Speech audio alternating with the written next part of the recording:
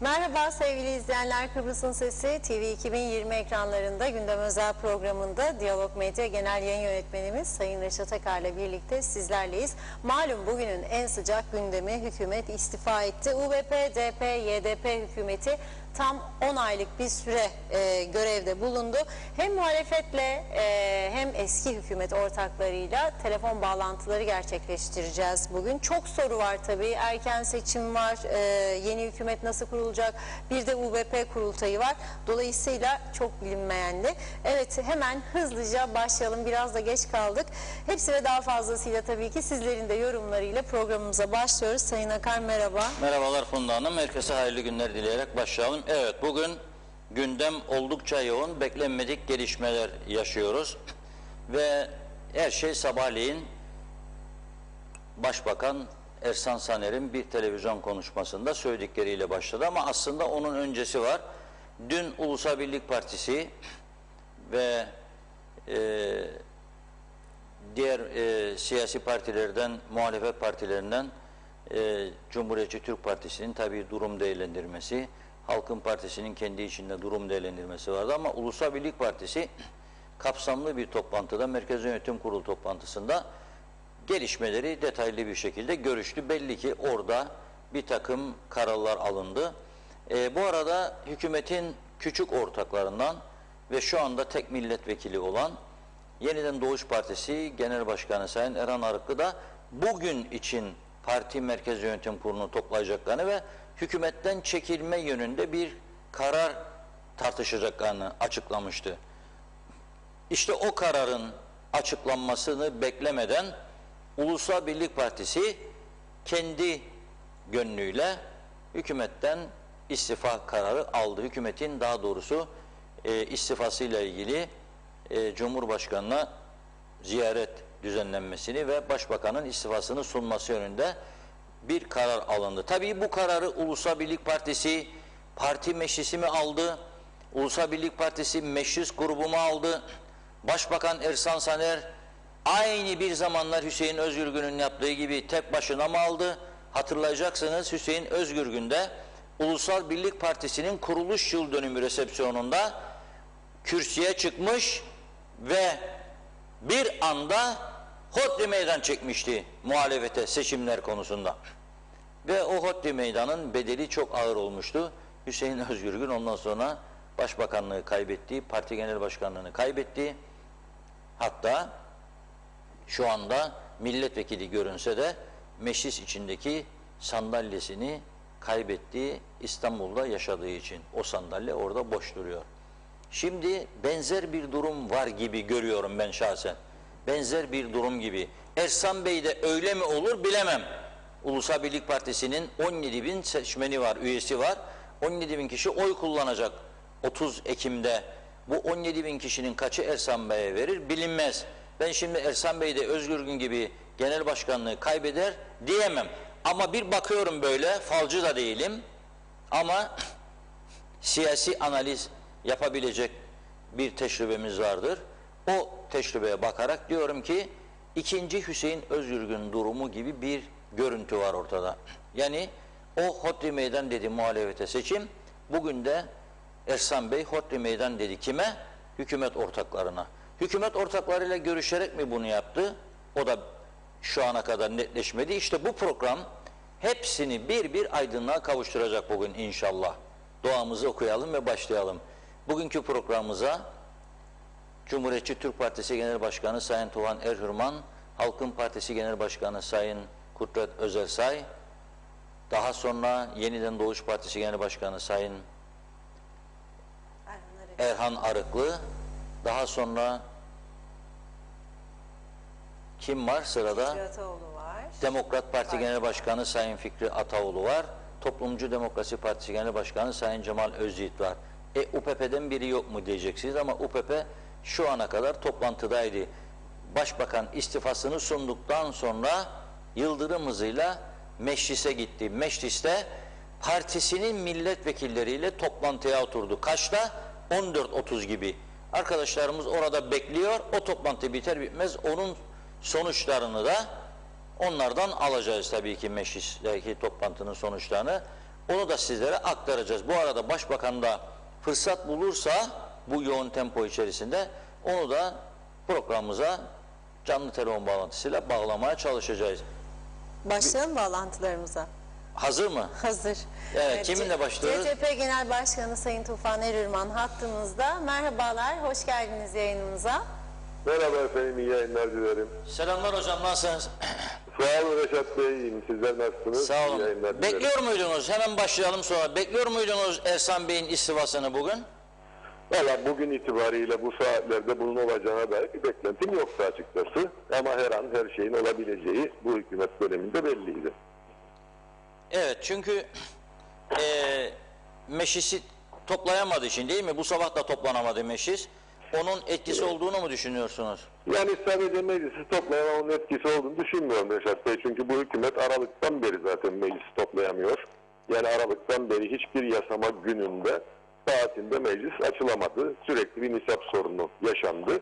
Şimdi de tabii devam ediyor bu nisap sorunu. Ama bunun dışında biliyorsunuz kabine içerisinde bakanlar arasında artık kavga diyebileceğimiz noktaya varan şeyler de yaşandı. Bilmiyorum tabii kurultaya yönelik hesapların kitaplarında böyle bir hamleyi gerektirip gerektirmediğini. Ama sonuç itibariyle bir şey açık bir şekilde ortada. Bu hükümet zaten biliyorsunuz 10 ay önce biz çok net söylemiştik, hükümet kuruldu. Bakanlar Kurulu listesi okunacağında mecliste nisap sorunu yaşanınca çıktık ve dedik ki bu hükümet ölü doğmuştur. Ölü gözünden yaş beklememek gerekir dedik. Onun arkasından da hiç şaşırtmadılar bizi. Yok hükmünde bir hükümetle ülke 10 aydır tırnak içerisinde yönetilmeye çalışılıyor. Hem de bir krizin ortasında bütün bunlar yaşanıyor. Ve hep söyledik, bu hükümet halka zaman kaybettirmekten başka hiçbir işe yaramayan bir hükümettir. Daha kötüsü sadece bugünü çalan değil, geleceği de çalan bir hükümettir. Bunları hep söyledik çünkü gerçek ortadaydı. Maalesef bu gerçeği ısrarla görmezden gelmeye çalışanlar oldu. Sadece hükümetin kendi içinde değil dışında da bunu görmezden gelmeye çalışanlar oldu. Ama geldiğimiz noktada işte tam bir felaket, tam bir kaos yaratarak zaman zaman o felaketi rezalete dönüştürerek, rezalet kelimesinde bilinçli kullanıyorum. En basit örneği nedir biliyorsunuz? Mecliste iki bakan arasında arazi kavgası çıkıp o arazi kavgasının sahaya bile yansımış olması bu hükümet döneminde nelerin hangi noktalara vardırıldığını çok açık gösteriyor. 10 aylık bir zaman çalındı. 10 aylık bir zaman içerisinde gerçek bir türlü görülemedi. Ortada bir hükümet olmadığı gerçeği görülemedi. O kadar derin hayaller kuruldu ki sanki bu hükümet sonsuza kadar sürecekmiş gibi Sayın Saner uçağa atlayıp gidip Sayın Fuat Oktay'a biliyorsunuz KKTC'nin tamamının serbest bölge haline getirilmesiyle ilgili proje dahi sundu.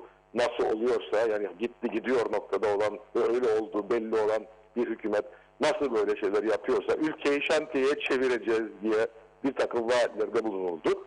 Yani hayal alemindeydi arkadaşlar ve hep söylüyorduk siz bize bilmediğimiz başka bir dünyadan sesleniyorsunuz herhalde. Çünkü saha öyle demiyor diyorduk. Nitekim bugün aniden bir kararla hükümet düştü. Tabii dediğim gibi bunun arkasında başka hesaplar, kitaplar var mıdır, yok mudur?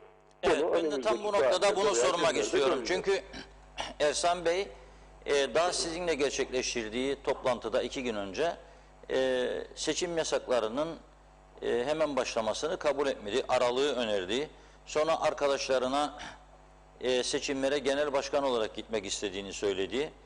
Ve dolayısıyla gitme yanlısı bir görüntü yoktu kendisinde. Ne oldu acaba da ne hesaplar var sizce? Şimdi bir iddia var ki bu hareketi yapmakla Cumhurbaşkanı yeni bir görevlendirme yapmada zaman kazanmaya çalışırsa ne kadar süresi var size sormak istiyorum. Şimdi Cumhurbaşkanı'nın bu süre zarfında yani Cumhurbaşkanı sonuna kadar bekleyip değerlendirme yaparak seçim yasaklarının başlamasını geciktirme amacı olabilir mi? Sizce bundan nasıl değerlendiriyorsunuz? Şimdi Reşat Bey yani böyle düşünüyorlarsa hiçbir şey bilmiyorlar demektir.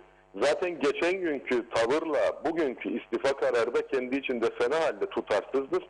Çünkü hukuken bugün hükümet istifasını sundu ve hukuken biz buna artık bundan sonraki durumuna hükümetin işgüdar hükümet adını veriyoruz.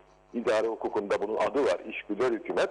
Yani bu andan itibaren istifanın verildiği andan itibaren bu hükümet sadece ve sadece günlük zorunlu yani yapılması muhakkak zorunlu olan cari işleri yapabilir.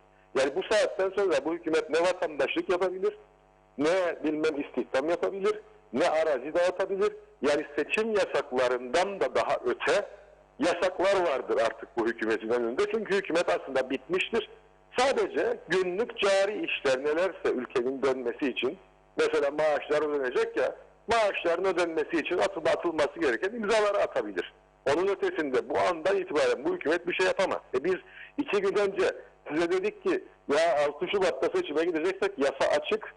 Yasa diyor ki seçim tarihini ilan ettiğimiz anda seçim yasakları girecek. Siz seçim yasaklarını istemediniz. Efendim 6 Şubat'a kadar icraat yapmak istediğinizi söylediniz. Ama bugün istifa ettiniz ve seçim yasaklarından daha da ağır hiçbir şekilde hiçbir şey yapamayacağınız bir duruma geldiniz. Yani bu hükümet bugünden bu istifanın verildiği andan itibaren yapacağı herhangi bir vatandaşlık, arazi, bilmem istihdam varsa bunların hepsini bu hükümetten sonra gelen hükümetin iptal etme zorunluluğu var. Ya bu bir tercih değil. Çünkü ortada işgüdar bir hükümet var artık ve bu saatten sonra yapacağı günlük ihtiyaçları gidermenin ötesindeki herhangi bir işlem otomatik olarak hukuka aykırıdır zaten. Yani Dolayısıyla eğer öyle bir düşünceyle yaptılarsa hiçbir şey bilmiyorlar demektir. Yani siz bir hukukçusunuz. Anayasa ve yasalara göre bu hükümetin yenisi kurulmadığı sürece istifa etmiş olsa da icraat yapamaz mı? Yani vatandaşlık veremez mi şimdi bu hükümet? Hayır, yapamaz. Yani hukuken bu bütün idare hukuk kitaplarında, bütün anayasa hukuk kitaplarında çok açık bir şekilde göreceğiniz, doktrinde hiçbir şekilde yorumsal bir tartışması da olmayan bir saptamadır benim söylediğim. Yani bu çok açık bir şeydir. Bu kadar açık bir şeyi de bilmiyorlarsa ki o da mümkün yani bilmeyebilirler çünkü zaten anayasa, yasa, iş tüzük falan filan öyle gayreleri olan, hukuk diye bir gayreleri olan bir yapı değildi karşımızdaki. Bunu da böyle de düşünmüş de olabilir ama böyle düşünsüyse de yanlış düşündü. Buradan da sizin aracınızda bugün birkaç televizyonda daha söyledim halkımıza duyuruyorum. Haklı bile olsanız yani vatandaşlık almak hakkınız bile olsa sırf bu sebeple artık bu andan itibaren yapılacak olan vatandaşlıkla hukuka aykırıdır. Çünkü bu işgüdar bir hükümettir artık. Yani bundan sonra seçim maksatlarıyla amaç unsuru açısından sakattır yapacağı işlemler. Bu kadar açıktır. Bütün idare hukuku anayasa kitaplarında da bunu bulursunuz. O nedenle yani ne yaptıklarını çok kestirmek ya da ne yapmayı planladıklarını çok kestirmek mümkün değil. Ama sonuç ortadadır. Yok hükmünde bir hükümettir. Zaten var olan.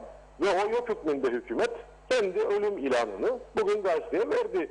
Sayın Tatar'ın da ben geciktireceğim bilmem ne yapacağım gibi bir anayasal yetkisi de yok. Yani bugün hükümet istifasını sundu. En kısa süre içerisinde meclisteki siyasi parti liderleriyle hemen istişareye başlaması lazım. Bu istişarenin sonunda bir görevlendirme yapma durumu ortaya çıkarsa da görevlendirme de gene her zamanki gibi tahammülen birinci sırada Sayın Ersan Saner'e tekrar görevi vermesi lazım. PAOK onu kabul eder etmez. Ondan sonra konuşulacak olan şeyler. Cumhurbaşkanı'nın yeni bir görevlendirme yapması için en fazla kaç gün süresi var anayasaya göre? Öyle bir süre yok ama yani anayasal teamüller istifayı aldığına göre hemen yani bugün değilse yarın değilse en geç o bir gün bu işi başlatması gerekiyor. Çünkü ülkede ciddi bir hükümet boşluğu var. Zaten vardı siyaseten ama şimdi artık hukuken de bir hükümet boşluğu var ülkede. Bu geciktirilebilecek bir hafta sonra bakarız falan denilebilecek bir durum değil. UBP'den sonra ikinci büyük parti sizsiniz mecliste. Evet. Size görev verse Cumhurbaşkanı hükümeti kurma görevi böyle bir göreve talip misiniz? Kurar mısınız seçime kadar? Yoksa Reşat Bey ama yani ben de hep şu cevap verdim. Saat 5 itibariyle biliyorsunuz sizinle anlaşırken de ona göre anlaşmıştık. Saat 5 itibariyle biz bütün yetkili kurullarımızı olağanüstü toplantıya çağırdık. O toplantıda bütün bunları konuşacağız. Orada konuşulanlar sonucunda varılacak kararlara göre de hareket edeceğiz. Şu an itibariyle bunları değerlendirebilmiş değiliz. bugünkü gündeminizde teknokrat bir hükümet kurulması da var mı? Mesela bu Her şey var. Her şey var. Kudret Bey'in önerisiydi bu seçimlere kadar bir teknokrat hükümet kurulması. Aslında biliyorsunuz bizim Aralık ayındaki önerimizdi Reşat Bey bu. Aralık ayında Sayın Ersan Saner bu hükümeti, bu sözde hükümeti kurmadan önce görev bize verildiğinde demiştik ki bu parlamentodan icraat hükümeti falan çıkmaz. Bu parlamentodan çıksa erken seçim hükümeti çıkar. Ve bu erken seçim hükümetini gelin en geniş tabanlı teknokrat bir yapı olarak kuralım. Hatta hatırlarsınız ben kendi adıma görev bizde olmasına rağmen Gerekirse öyle bir talep gelirse ben başbakan da olmayabilirim. Bizden bir milletvekili olsun, teknokratlardan oluşan bir kabine olsun ve salimen ülkeyi bir an önce erken seçime götürelim önerisini biz Aralık ayında görev bize verildiğinde zaten yapmıştık.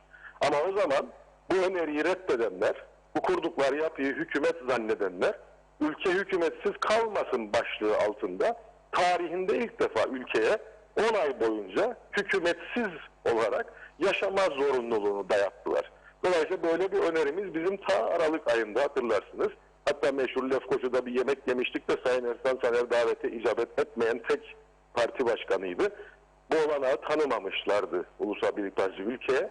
O zaman bu olarak tanınsaydı hem o geniş tabanlı hükümet oluşacaktı hem krizin içerisinde parlamento hep birlikte ellerini taşın altına koymuş olacaktı. Hem de ülke en uygun zamanda salimen seçime götürülmüş ve bu işler bitmiş olacaktı. Ama 10 ay boyunca maalesef boşu boşuna ülkeye zaman kaybettirildi. Bizim bu önerimiz dikkate alınmadı. Koltuk hesapları yapıldı. 10 ay boyunca ülkeye zaman kaybettirildi ve maalesef 10 ayda verilen zarar da 10 aylık bir zarar değildir. Bütün bu zararı toparlamak, bu enkazı toparlamak emin olun 10 aydan çok daha uzun süre zaman ihtiyacı doğuracaktır. Evet, biliyorum tabii sizin parti meclisi son sözü söyler. Onun için kendinizi bağlamak istemiyorsunuz ama sizce CTP'li bir hükümet de olsa, şimdi teknokrat da olsa, farklı biri de başbakan olsa, yani bir milletvekili olması şart biliyorum. En yaşlı üye olabilir, en genç üye olabilir.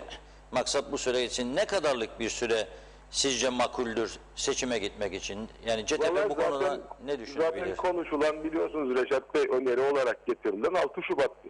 Yani bu 3-4 aylık bir süreden bahsediliyordu. Bu 3-4 aylık süredir konuşulacak olan, eğer konuşulacaksa ama bilmiyorum tabii yetkili organlarınızdan çıkacak olan kararlar doğrusunda dediğim gibi hareket edeceğiz. Yani böyle bir bu akşam açıklanır mı kararlarınız? Yok yani böyle bir parti meclisi toplantısı değil de zaten yapacağımız. MYK'mızı çağırdık, örgüt büromuzu ve milletvekillerimizi çağırdık. Yani parti meclisi toplantısı değil. Dolayısıyla resmi bir açıklama falan yapacak değiliz. Sayın Tatar bizi davet ettiği zaman tüm parti başkanlarını herhalde tek tek davet edecektir. Usul odur. O zaman yapılacak istişareler sonucunda görüşlerimizi ortaya koyacağız. Evet. Peki çok teşekkür ediyoruz Sayın Erman. Kolay gelsin. Teşekkür ederim Reşat Bey. İyi yayınlar. Sağ olun. Evet, diyor ki CTP Genel Başkanı Tufan Erhürman bu saatten sonra diyor bu istifa etmiş hükümet icraat yapamaz. Yani vatandaşlık veremez. Şu anda bir açıklama yapıyormuş başbakan. Başbakan açıklama yapıyormuş. İzleyelim o zaman, sonra devam edelim. Başkanımız Sayın Ersin Tatar'ın Cumhurbaşkanı olduktan sonra mecliste bir sandalyenin eksilmesiyle birlikte Haziran 2021 tarihinde bir erken seçim yapılması zorunluluğu vardı anayasal olarak. Bu seçimin yapılmaması için de tek bir koşul bulunmaktadır.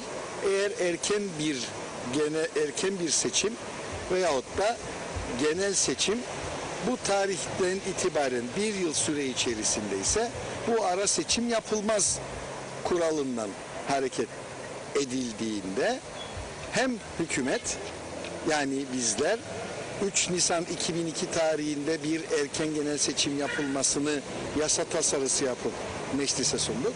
Hem de muhalefet keza aynı şekilde Ağustos 2021'de bir erken seçimi öngörmekteydi. Bütün bunların ışığında bugün meclisimiz, geçen gün meclisimiz açıldığında bu yasa tasarısı da mecliste görüşülecek yasaların başında gelmekteydi. İşte bizim ATOK komitede belirleyip meclise sevk etmiş olduğumuz 3 Nisan 2022 tarihinin tekrardan hem hükümet ortakları hem de muhalefet partileriyle meclis başkanının başkanlığında düzenlediğimiz toplantıda 6 Şubat 2022 tarihine hepimiz mutabık kalsak da onun ayrıntılarında uzlaşamamızdan dolayı bu tarihi de gerçekleştiremediğimizi açıkça ifade etmek istiyorum. Burada hükümetimiz doğal olarak herhangi bir seçim tarihini belirleyemememizden dolayı ve artık bir erken genel seçimin de halkımız tarafından beklendiğini bildiğinden dolayı bugün itibariyle de Sayın Cumhurbaşkanımıza istifamızı sunmuş bulunuyoruz. Burada Sayın Cumhurbaşkanımızın izleyeceği yöntem çerçevesinde biz Ulusal Birlik Partisi olarak erken bir seçime hazır olduğumuzu da ben buradan açıklıkla ifade etmek istiyorum. Ulusal Birlik Partisi sizlerin de çok iyi bildiği üzere 11 Ekim akşamı çok ciddi bir kalabalıkla 46. yılını kutlamıştır.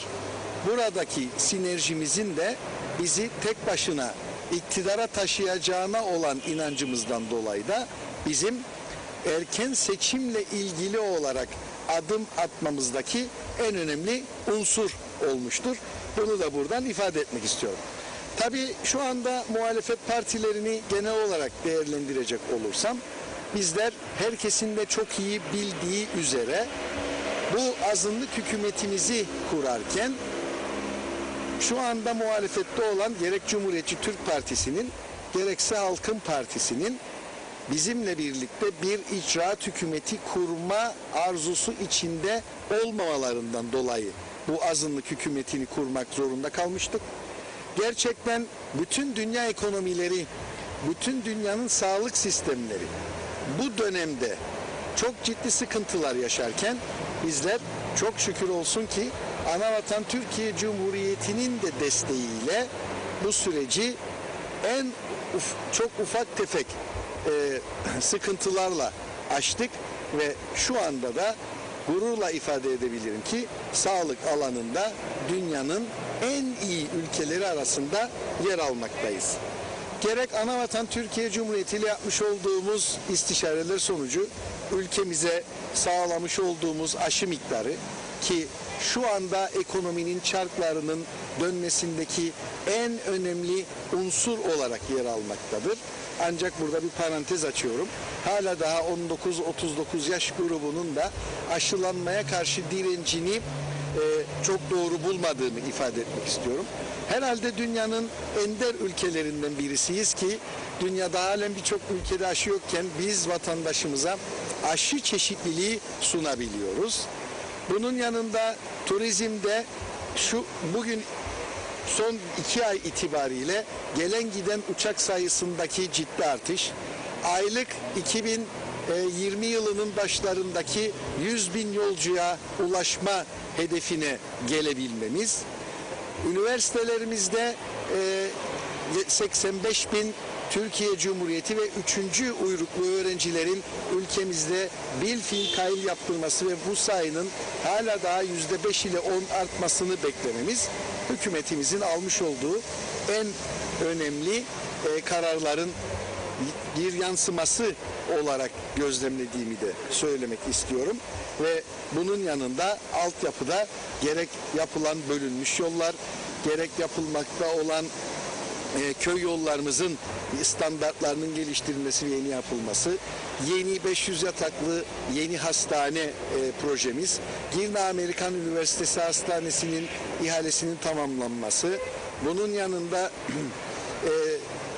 Alaköprü Barajı'ndan gelen suyun Omorfu Güzelyurt Ovası'nın tarımsal maksatlı sulanmasına imkan yaratılması ve oradan da doğuya gelecek olan hatla Mesarya Ovası'nın sulanması gibi de çok ciddi projelere 9 aylık bir hükümet dönemimizde imza attığımızı da buradan tüm halkımla bir kez daha paylaşmak istiyorum.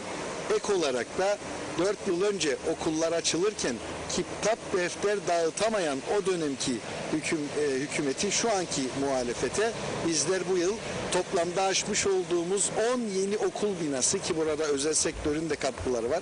Onlara da teşekkür etmek istiyorum. Ve 6 birim toplamda 16 okul binamızla da cevap verdiğimizi ve şu anda da hemen Metehan bölgemizde yeni 700 kişilik bir meslek lisesi inşaatı projesinin hazırlandığını, kendi yerel kaynaklarımızla da Metehan bölgesine yeni bir okul yaptıracağımızı da buradan ifade etmek istiyorum. Evet, benim buradan söylemek istediğim, bizim muhalefete de buradan bir çağrımız olacak. Biliyorsunuz yapmış olduğumuz pazartesi gün meclis başkanımızın başkanlığında yapmış olduğumuz görüşmelerde biz seçim tarihinin 6 Şubat olmasını önermiş. Bu herkes tarafından kabul görmüştü. Fakat 6 Şubat'tan 2 ay öncesine gelince bu 6 Aralık tarihine tekabül ediyor. Bizim kurultayımız da var herkesin çok iyi bildiği üzere. Burada kurultayımızın ikinci turunun 7 Kasım'da tamamlanacağı gerçeğinden hareket ettiğimizde 7 Kasım'la 6 Aralık arasındaki o bir aylık süreçte muhalefete göre bizlerin bir takım icraatlar yapıp kendi lehimize olayları çevirme arzusu içinde olduğumuzu ifade etmişlerdir tüm kamuoyuna da. Ben de bugün şunu söylemek istiyorum. Biz hükümetimizin, ben bugün şahsen Başbakan Ersan Saner olarak hükümetin istifasını Sayın Cumhurbaşkanı'na sunmuş bulunmaktayım. Konuşmamın başında da ifade ettiğim gibi Cumhurbaşkanımızın izleyeceği prosedür ortada ama eğer bu bir aylık süreyi de kullanma arzusu içerisinde olmadığımızı söylemek için de biz en erken zamanda erken seçime de Ulusal Birlik Partisi olarak hazır olduğumuzu bir kez daha yinelemek istiyorum. Eğer bu konuda parti olarak hiçbir tereddütümüzün olmadığı, bunun en güzel göstergesinin de 11 Ekim akşamı yapmış olduğumuz 46. yıl kutlaması olduğunu da tüm halkımla paylaşmak istiyorum ve teşekkür ediyorum. Sorularınız varsa alabilirim. Bu görevi üstlenilmişsiniz. Bir de tüm partilerin katılacağı, olacağı bir toplantı tartışılması. Şimdi Ulusal Birlik Partisi 20 milletvekiliyle parlamentodaki en fazla milletvekiline sahip bir parti. Şimdi Sayın Cumhurbaşkanımızın tabii ki olayı nasıl sürdüreceği tamamen kendi tasarrufunda. Fakat Ulusal Birlik Partisi'ne görev verilirse Ulusal Birlik Partisi görevden hiçbir zaman kaçmamıştır. Ancak 7 Kasım 2020 tarihinde yaşamış olduğumuz süreçleri göz önünde bulundurduğundan o dönemde icraat hükümeti kurmak istemeyen diğer özellikle başta ana muhalefet partisi olmak üzere partilerin yaklaşımının şu anda ne olacağını bilmeden bu konuya bir şey söylemem mümkün değildir. Fakat benim kişisel düşüncem artık meclis miadını doldurmuştur, görevini tamamlamıştır. Yeni erken seçim kaçınılmazdır diye düşünüyorum. Teknokrat hükümete gelince aynı koşullar onun için de geçerli. Tamamlanmış olan bir hükümetin artık bundan sonra ben az önce çağrımı da yaptım. Direkt erken seçime gitmek isterlerse UBP hazırdır ama tabii Sayın Cumhurbaşkanımızın yetkilendirmesinin ne olacağını bekleyeceğiz. Bunu da ifade etmek istiyorum. Dolayısıyla bizim buradaki amacımız bir an önce erken seçime gitmek ve yeni parlamentonun oluşumunu sağlamaktır.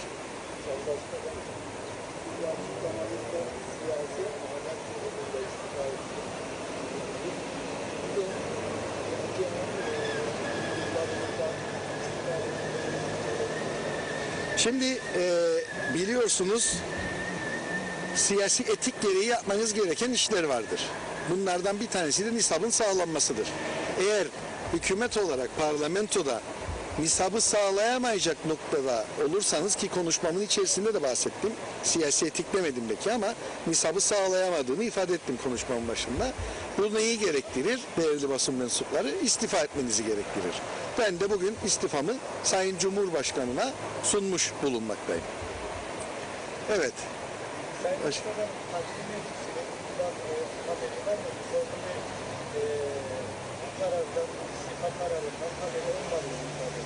Şimdi bizim tüm grubun tabii ki 6 Şubat'la ilgili olarak erken seçime gidilmesiyle ilgili bir kararı bulunmaktadır. Dolayısıyla burada bir de biliyorsunuz hükümet ortaklarının hükümetten istifa edeceği konusunda da bir takım basınla paylaşmış olduğu veriler bulunmaktadır. Zaten miadını doldurmuş olan bir partinin ve burada da grup olarak erken seçim konusunda 6 Şubat konusunda uzlaşı içinde olan bir grubun yeteri kadar konuya hakim olduğunu ve bu kararı ürettiğini ifade etmek istiyorum. Dolayısıyla parti meclisimizdeki birçok arkadaşım da 6 Şubat tarihinde herhangi bir problemi olmadığını da çok iyi biliyorum. Hükümet ortağımız akşam partisinin neye kasıtlarından çekilmek için yetki isteyebiliriz. Ancak 2 saat sonra bizim ispat YDP ile aramızda bu konuda bir yarış var. Şimdi bizim kimseyle bir yarışımız yok. Az önce de ifade ettim. Nisap sağlayamazsanız burada halkın sizden bir tek beklentisi vardır. O da hizmet. Demek ki burada gerekli yasalar çıkarılamıyor ve gerekli kararları üretemiyorsunuz demektir. Bu halde böyle olunca doğal olarak bir karar üretemezseniz burada da daha fazla ısrarla durmanın bir anlamı yoktur. Özellikle geçtiğimiz gün parlamentoya geldiğimizde bir nisap sağlamış olsaydık eğer, Tarım Sigorta Fonu'nun bütçesini geçirip kuraklık tazminatı almaya hak kazanan ve ödemesi de hazır olan tüm çiftçilerimizin kuraklık tazminatını da çok rahatlıkla ödeme imkanına sahip olacaktır. Bununla ilgili olarak bile bu kadar hassas bir durumda siz eğer nisabı sağlayamıyorsanız ve bu durumda size muhalefet de destek vermiyorsa artık burada ısrarcı olmanın hiçbir anlamı yoktur. Bunun YDP ile de bir yarıştan alakalandırılmasının çok da anlamlı olmadığını düşünüyorum. Çünkü Ulusal Birlik Partisi bu ülkenin en köklü, en büyük partisidir. Dolayısıyla biz siyasi etik gereği de az önce siz hatırlattınız, benim sabahki açıklamamda burada artık Ulusal Birlik Partisi'nin görevi iade etmesi gerekiyordu. Ben de başbakan olarak görevi götürüp iade ettim. Bir sorun daha var bakalım. Seçim yasakları konusunda kurultay sonrasında bir tarihte ısrar etmeyeceğimizin anlamamız gerekiyor biraz önceki konuşmamızda. Yani kurultayın sonrasında seçim yasaklarıyla ilgili bir sıkıntı yaşamayacak. Hayır, ben diyorum ki eğer öyle bir niyetleri varsa seçim kurultay sonrasında hemen tarihi belirleyelim, seçime gidelim diyorum. Ben yani sözümüz bakidir. Yani kimse burada seçime giderken 60 günlük süreyi yasaya aykırı olarak uzatmaya hakkı yoktur. Ama eğer niyet bizim farklı bir davranış içine girmemiz ve toplumu bu şekilde yanlış yönlendirmeleri konusunda iddiaları olan muhalefete sesleniyorum buradan. Kurultayımızı tamamlayalım, seçimi de çağıralım diyorum işte. Benim öyle bir derdim yok çünkü. Ben teşekkür ediyorum. Evet, teşekkür ediyoruz değerli basın mensupları.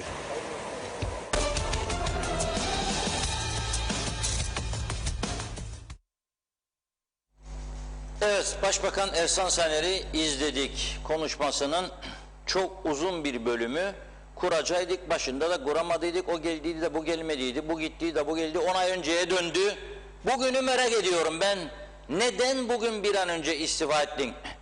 İyi ki orada diyalog muhabiri Ömer Kadiroğlu vardı da halkın beklediği, bizim beklediğimiz 2 soruyu sordu. Soru 1, Cumhurbaşkanı sana yeniden görev verirse hazır mısın bu göreve? Görevden kaçmayık diyor.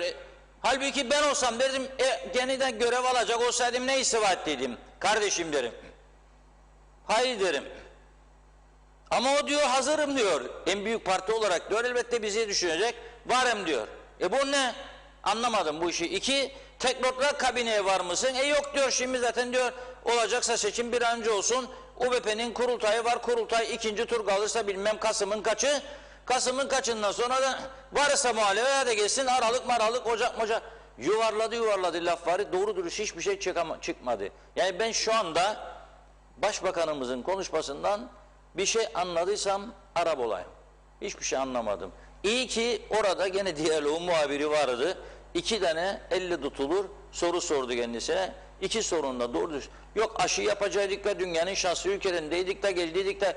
Bugün niçin istifa ettin sen? Ne oldu? Nedir sebep? Gerçekten ve dikkat ediyorum, Başbakan konuştuğu zaman izleme de düşüyor. Yani demek ki halkın beklediği sözler çıkmıyor yani. Enteresan bir durum. Şimdi de Halkın Partisi Genel Başkanı, öyle mi? Evet, Kudret Özersay hattımızda. Merhaba. Funda Hanım merhaba, Reşat Bey merhaba. Merhabalar. Sizin sormuş olduğunuz 2 soruya müsaadenizle ben de 2 soru daha ekleyeceğim. Şimdi de Sayın Başbakan arıyor beni. Bir saniye müsaade eder misiniz? Bir saniye. Sayın Başbakan arıyor beni. Ha, durdu. Neyse devam edin. Evet. Şimdi iki soru sordunuz ya, diyalog muhabiri haklı olarak sordu. İki tane ben ekleyeyim o sorulara. Bir, defaten Sayın Ersan Saner ne dedi? Nisabı sağlayamıyorsanız zaten siyasi etik gereği istifa etmeniz gerekir dedi. Aylardır aklı neredeydi? Aylar önce nisabı sağlayamadığında, meclis kilitlendiğinde, meclisi kapatamadığında nisabı sağlayamadı. Siyasi etik açıdan madem ki doğru olan istifa etmekti, bu kadar ne için geciktirdi? Kurultay için hükümeti kullanmak ve istismar etmek için geciktirdi. Bunu bir kenara yazalım. O soruyu da kendisine sormak lazım.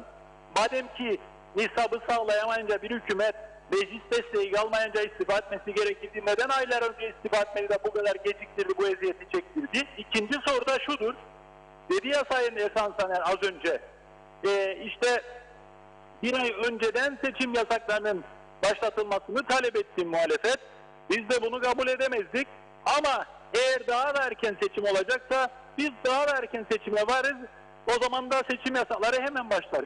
Madem ki o bir aylık süre ve seçim yasağının devreye girmesi sizi rahatsız etmiyor. Hemen seçime gidersek hemen seçim yasakları gelecek. Neden kabul etmeliydiniz o zaman 9 Şubat tarihinde seçim yasakları başlasın? Madem ki seçim yasaklarının gelmesi sizi rahatsız etmiyor, o aydan bir an önce seçim istiyorsunuz. Neden o gün pazartesi gün kabul etmeliyiz 9 Şubat tarihi bağlansın? Sonuç, biz Halkın Partisi olarak ne zaman isterlerse seçime varız. Öte yandan kendisi bu süreci geciktirmekle bu memlekete hiç de hayırlı bir şey yapmamıştır. Siz az önce doğru soruları zaten sordunuz. Size sürpriz geldi mi bu sabah bir anda istifası hükümetin? 24 saat önce bir açıklamam var. Hükümet gitti gider demiştim.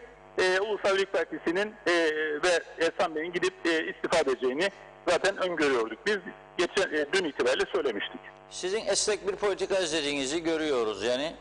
Mesela meclisin en yaşlı ve en genç üyesinin görevlendirileceği bir geçici teknokrat hükümet fikri ortaya çıkarsa bunu destekler misiniz?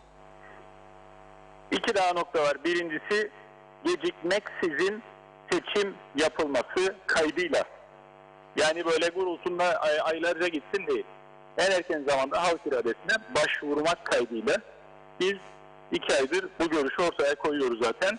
Herkesin katılacağı ve herkesin birbirini denetleyeceği gerçek bir seçim hükümeti teknokrat düzeyde kurulabilir. Gerçekçi olan, toplumun menfaati için yapılabilecek olan budur. Öbür türlüsü az önce Ersan Bey, ben istifa ettim ama görevde kalmaya devam edeyim. Ama kurultay geçtikten sonra seçim tarihi belirleyelim. Yok eğer belirlemezsek şu olsun ama seçim yasakları yürürlüğe girmesin. Her bir açıdan başka yere çekilmeye müsait, ne murad ettiği belli olmayan şeyler söylüyor. Aralık ayına yetişir mi bu seçimler size? Yetişebilir. Yani burada eğer erken bir seçim söz konusu olacaksa yetişebilir. Ancak önce anayasal süreçleri işletmek gerekir. Bu hükümet maalesef geçen bir sene içerisinde ne yasa ne anayasa tanıdı. Şimdi Cumhurbaşkanı'na düşen görev anayasada söyleneni yapmaktır. Yani önce memleketi seçime götürecek bir hükümetin kurulup kurulamayacağını tespitini yapmaktır. Parti başkanlarını çağırıp görüşlerini almaktır. Anayasa bunu zaten tarif eder bakarsanız. Ve bir hükümetin kurulması ihtimali var mı yok mu?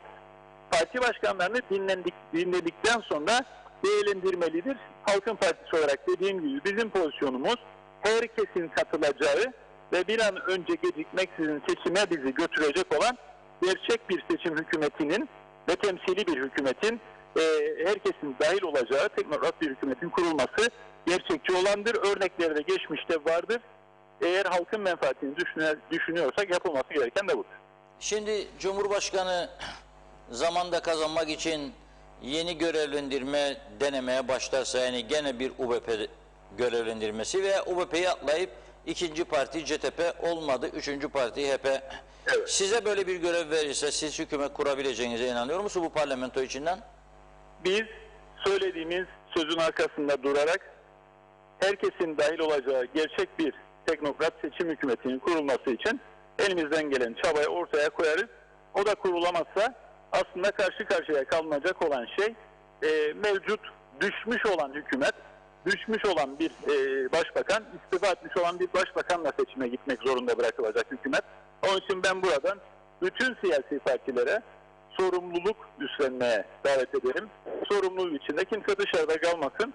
Herkesin dahil olacağı bir hükümetle 1-2 ay içerisinde memleketi seçime götürmek tek çıkış yoludur. Çünkü meclisin bugün geldiği ya da getirildiği nokta kabul edilebilir değil. Ersan Bey'e bir kez daha hatırlatıyorum buradan ve bir kez daha soruyorum. Madem ki siyasi etik ve siyasi ahlak açısından nisap sağlanamadığında istifa etmek gerekiyordu. Aylarca bunu niye yapmadı ve bugüne kadar sürükledi? Yoksa kendi kurultayında avantaj mı elde etmeye çalışıyordu? Evet, çok teşekkür ediyoruz. Sağ olun. Biz teşekkür ederiz. Kolay gelsin. Bu akşam toplantı var mı? Toplantı sizde de var mı? Sabaha Şu kadar. anda MYK toplantımızı, Merkez Yürütme Organı toplantımızı yeni tamamladık. Parti meclisi toplantımız var birazdan. Hadi kolay gelsin sizlere. Teşekkürler, kolay gelsin. Sağ olun. Görüyorsunuz değil mi? Her sene, 2 senede bir olağanüstü haller yaşıyor Kuzey Kıbrıs. Tabii bu kendi içimizde. Dikili taşın etrafında dönüyoruz. Aynı yerde duruyoruz. Yani 2 senede, 3 senede bir seçim, parti meclisleri, MYK'lar, şunlar bunlar, toplantılar, ilçeler, kurultaylar, toplantının bitmesini bekleyen üyeler, bazı insanlar gerçekten hayatı sadece parti meseleleriyle uğraşmaktır. Yani iş adamıdır, zengindir, varlıklıdır veya işçidir veya köylüdür ama en büyük zevki parti meselesinden ilgilenmektir.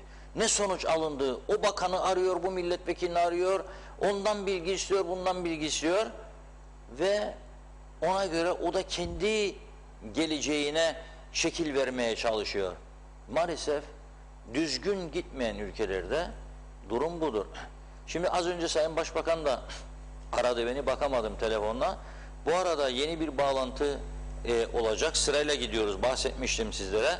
Sırasıyla gidiyoruz. Tufan Erhurman, Cumhuriyetçi Türk Partisi Genel Başkanı bağladık. Tufan Bey diyor ki parti meclisi toplanmadan bir karar veremeyiz diyor. Parti meclisi de önce Merkez Yönetim Kurulu toplanacak bu akşam. Sonra parti meclisi, ama bir an önce diyor Cumhurbaşkanı tüm parti başkanlarıyla konuşmalı ve süreci başlatmalıdır diyor. Size verirse görev kurabilir misiniz dedim. Parti meclisi karar verecek dedi. Ama bir an önce erken seçimi CTP kabul ediyor. Kudret Özersay Bey, Halkın Partisi Genel Başkanı, o da diyor ki şöyle böyle 2 ay gibi bir süre tüm partilerin kontrolünde, yani her parti birilerini önersin, bir teknokrat kabine kurulsun ama hükümeti kurma görevi anayasamıza göre mutlaka ve mutlaka meclis içinden birine verilmelidir. Şu veya bu partiden fark etmez. O meclis içinden görevi alacak olan şahıs partilerin uzlaşması halinde bir teknokrat kabine kurar ve seçime kadar ülkeyi götürür. Tabii 2 ayda kimse bir şey yapamaz. Yani sekreterini falan tanır, gittiği yerde birkaç tane üst düzey adamı tanır. 2-3 toplantı zaten 2 ay dolar. Hiçbir şey yapamaz. Bu süreyi önemli olan sağlıklı geçirmektir. Yani devlet kaynaklarını kullanmadan geçirmektir. Yani niyet öyle anlaşılıyor. Halbuki iyi bir teknokrat hükümete 6 ay bir süre verseler, 6 ay sonra seçime gitseler, görecekler ki ülke çok daha iyiye gidecek. 6 ayda bile 6 senede yapamadıklarını yapabilecek bir kadro bu ülkeden çok rahatlıkla çıkabilir. Ama partiler bunu düşünmüyor. O da ayrı bir sorun. Şimdi sırada kim var bundan? Yoksa mesajlar var. Hadi hızlıca bir mesajlara başlayalım. Evet, bugün çok hızlı. Sonra çok telefon bağlantılarımız vardır. Zamanı harcamayalım. Evet, sonrasında Erhan Arıklı'yı arkadaşlarımız hazırlarlar. Hızlıca aktarayım. Bugün çok verimli olamayacağız mesajlarda. Mehmet Hasta, Cumhurbaşkanı derhal hükümeti kurma görevini vermelidir. Ülke hükümetsiz kalmamalıdır diyor. Arif Koruoğlu, Ersan Saner'e hoşça kal demiş, öyle söyleyeyim. Ercan Mehmet Gürkanlar, iyi yayınlar, bekliyorduk istifayı, ilk değil son da değil, saygılar yazmış. Metin Maraş Ali, kolay gelsin, iyi yayınlar dilerim diyor. Mesut Babayiğit de, Erol Hasan da Avustralya'dan selamlarını yolladı bize. Arif Koroğlu, beceriksiz hükümetin istifasına sevinmeyen var mı çok merak ederim yazmış. Ben çok sevindim diyor. Emir Ali Tatlıdil, rahmetli ciğerci Ahmet dayının dediği gibi domatesin yahnisi gider gelir aynısı yazdı. Necdet Mavi Gözlü, Kuzey Kıbrıs Birleşik Afrika Pakistan Cumhuriyeti'nden iyi yayınlar diliyor. Sanırım bu gelmiş geçmiş en kötü hükümetten kurtuluyoruz. Aslında buraya kadar gelmeleri bile büyük başarıdır diyor. İzzet Kahraman, oldu olacak 85 milyon Türkiye vatandaşı var. Hepsine birden verin, biz de kurtulalım vatandaşlık konusunu. Macit Şenoğlu, neyi hangi hükümeti kurarsa kursunlar bu ülkeyi UBP'siz bir atmosferde 3 ay bile idare edemezler. Dünya konjektörü çok fena. Ankara desteksiz hükümetlerin başarısı imkansız diyor. İzzet Kahraman, 47 yıl sonunda duvara vurdu TRNC, şimdi ne olacak demiş. Aysun Öztrak, Erol Topçu iyi yayınlar diliyor. Zehra Sencer, Reşat Bey gelen gideni aratmıyor. Hepsi aynı, particilik ve seçim onu da başaramadılar demiş. Çok teşekkür ediyorum Zehra Hanım, çok naziksiniz. Gürkan Giritli Forever TRNC yazdı. Her şey güzel olacak diye de ekledi. Bir diğer mesajında Belgin Rıfat, sonunda başardılar, artık hükümetçilik oyunu oynamayacakmış çocuklar. Top şimdi Sayın Tatar'a verildi. Dur bakalım ne oynayacaklar? Yakan top mu, seken top mu? Basket olmaz. Kilerler bomboştur. Basket oynasalar ne olur? Oyunun adı yakan top diyor. Kim elinden kaçırırsa yanacak, başka çare yok demiş.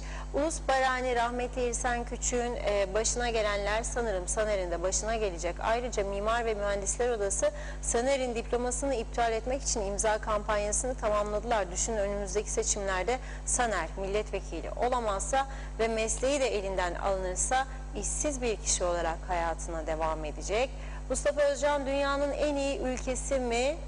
O zaman kandırıldık desenize diyor. Ömer Bozkara Vezirler, Sayın Saner iyi seçim yatırımı reklamı yaptı, fırsattan istifade. Kitap yokmuş, sağlıkta iyiymişiz. 6 ay su çiçeği aşısı bekledim, gelmedi. Parayla güneyden aldım çocuğuma, neyi söyler? Memleketi yediler diyor. Gürkan Giritli, bu ülkede seçimler bitmez demiş. Necdet Mavi Gözlü, anlamadım Ersan Bey, akşam gördüğü rüyayı mı bize anlatıyor? Sağlıkta ilk 5 hükümet arasındaymışız. Memlekette aradığımız ilaçları bulamıyoruz. O ise sağlıkta ilk 5 memleket içerisindeymişiz diyor. Lütfen birileri Ersan Bey'i bir dürtüklesin de rüyadan uyansın, güle güle demiş Ersan Bey'e. Belgin Rıfat, Kıbrıs'ta içme sularına bir şey mi kattılar diyor. Adam çok başarılı oldu. Tek başına hükümet olmaktan bahsediyor. Ya içtiği suda hapçık var ya da ilaç alıyor demiş. Ne güzel gündüz masal anlatıyor ya da halüsinasyon görüyor ya da uyur diyor. Masal demiş. Ben bilmezsem siz anlatın. Reşat Bey yazmış, Belgin Hanım. Mehmet İnancı, hoş vakitler değerli dostlarım. Hayırlı renkli yayınlar, sağlıklı günler dilerim dedi. Günay Şeherli, 7 ay yasa yok demek, düşen hükümet kurulsa ne olur? Halka yapılan en büyük darbedir. Seçim sorunu halktadır.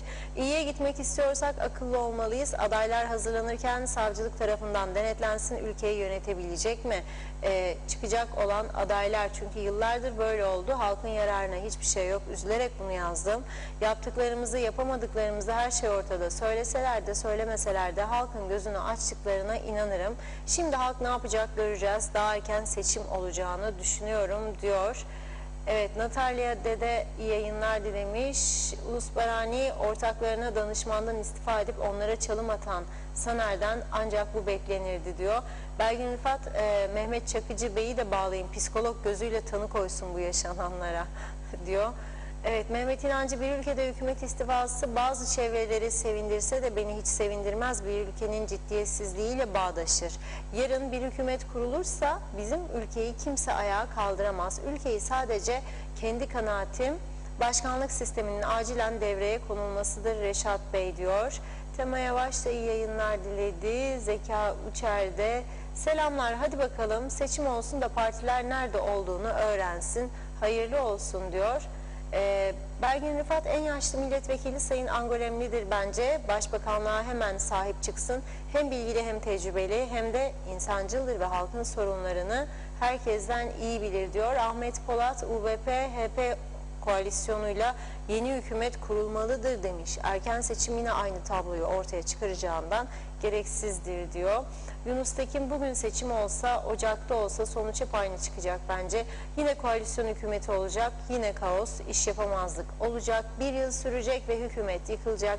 Boşuna seçime bu yoklukta para harcamayalım yazmış. Mustafa Damar, UBP CTP'yi seçmeye devam ederse bu halk daha çok böyle gider, her 2 yılda bir seçim olur diyor. Çağatay Doluner yazıklar olsun diye başlamış mesajına. Kuzey Kıbrıs Türk Cumhuriyeti'nin parantez içi de var. Tüm siyasetçilerine hiçbirinden hayır yok, olmadı ve olmayacak. Hiçbir zaman beni temsil etmediler, etmeyecekler de diyor. Ercan Mehmet Hürkanlar artık oy moy yok dedi. Serhan Ayşegül Şengül, Guinness rekorlarına gidersek Kuzey Kıbrıs'ı dünya tanır, en fazla seçim yapan ülke. Necdet Mavi Gözlü bugünlük de bu kadar diyor. Erkenden yarın yine buluşmak ümidiyle diye yazdı. Bugün yayın çok uzun. Ya acele etme Değil mi? Necdet Daha Bey evet, bakalım. bugün Yatma daha çok- vaktine de çok var. Acele etme, bekle bakalım. Daha neler olacak, bekle bakalım. Evet, bir iki mesaj daha aktarıp ara vereyim. Hüseyin Arslan seçim olsa ne değişecek ki dedi. O gün Hamzoğulları milletçe en çok sevdiğimiz ortam yazmış. Hüseyin Koltan Doğru Haber'in adresi iyi ki varsınız diyor. Ağzınıza yüreğinize sağlık. Koray Sema Artuğlu artık bu adamın kimsenin anlamadığı konuşmalarını dinlemekten kurtulacağız yazmış. Ersin Tünay bu noktada hemen seçim yapılsa ne olacak, ne değişecek diye soruları var. Yine 2 veya 3 vekille meclise girecek olan partiler, mesleğiymiş gibi vekillik yapan değişmeyen yüzler, sonunda yine kocaman bir hiç, başkanlık sistemi şart dedi. Özeş Oğuz bu istifanın ardından bir şey bekleniyor mu demiş. Gürkan Yakış pandemi sürecinde ekonomik daralmaların yaşandığı bir dönemde bile halkı mağdur etmemeye çalışan, elini taşın altına koyanları bu süreçte çok yıpratılacaklarını bildikleri halde mücadele edenlere saygılar yazmış Gürkan Bey de. Orhan Aslan, Saner'in konuşmalarına karşılık olarak İbrahim Tatlıses'in bir parçasını hediye ediyorum demiş. Evet, dilin kemiği yok, ne söylerse yapar yeridir diyor. Evet, Mehmet Kurtulmuş'un bir mesajı var. Selamlar, iyi yayınlar. Hükümetin istifa etmesi benim için hiç sürpriz olmadı. En güzeli başkanlık sistemi dedi o da. Tabii daha mesajlar var ama biraz ara veriyorum. Sonrasında devam edeceğiz. Evet Reşat Bey. Evet, şimdi arkadaşlarımız Sayın Erhan Arıklı'yı deniyorlar. Arıyorlar evet. Hükümetin küçük ortağı. Şimdi bu sabah ne olduysa dün gece bir şeyler oldu.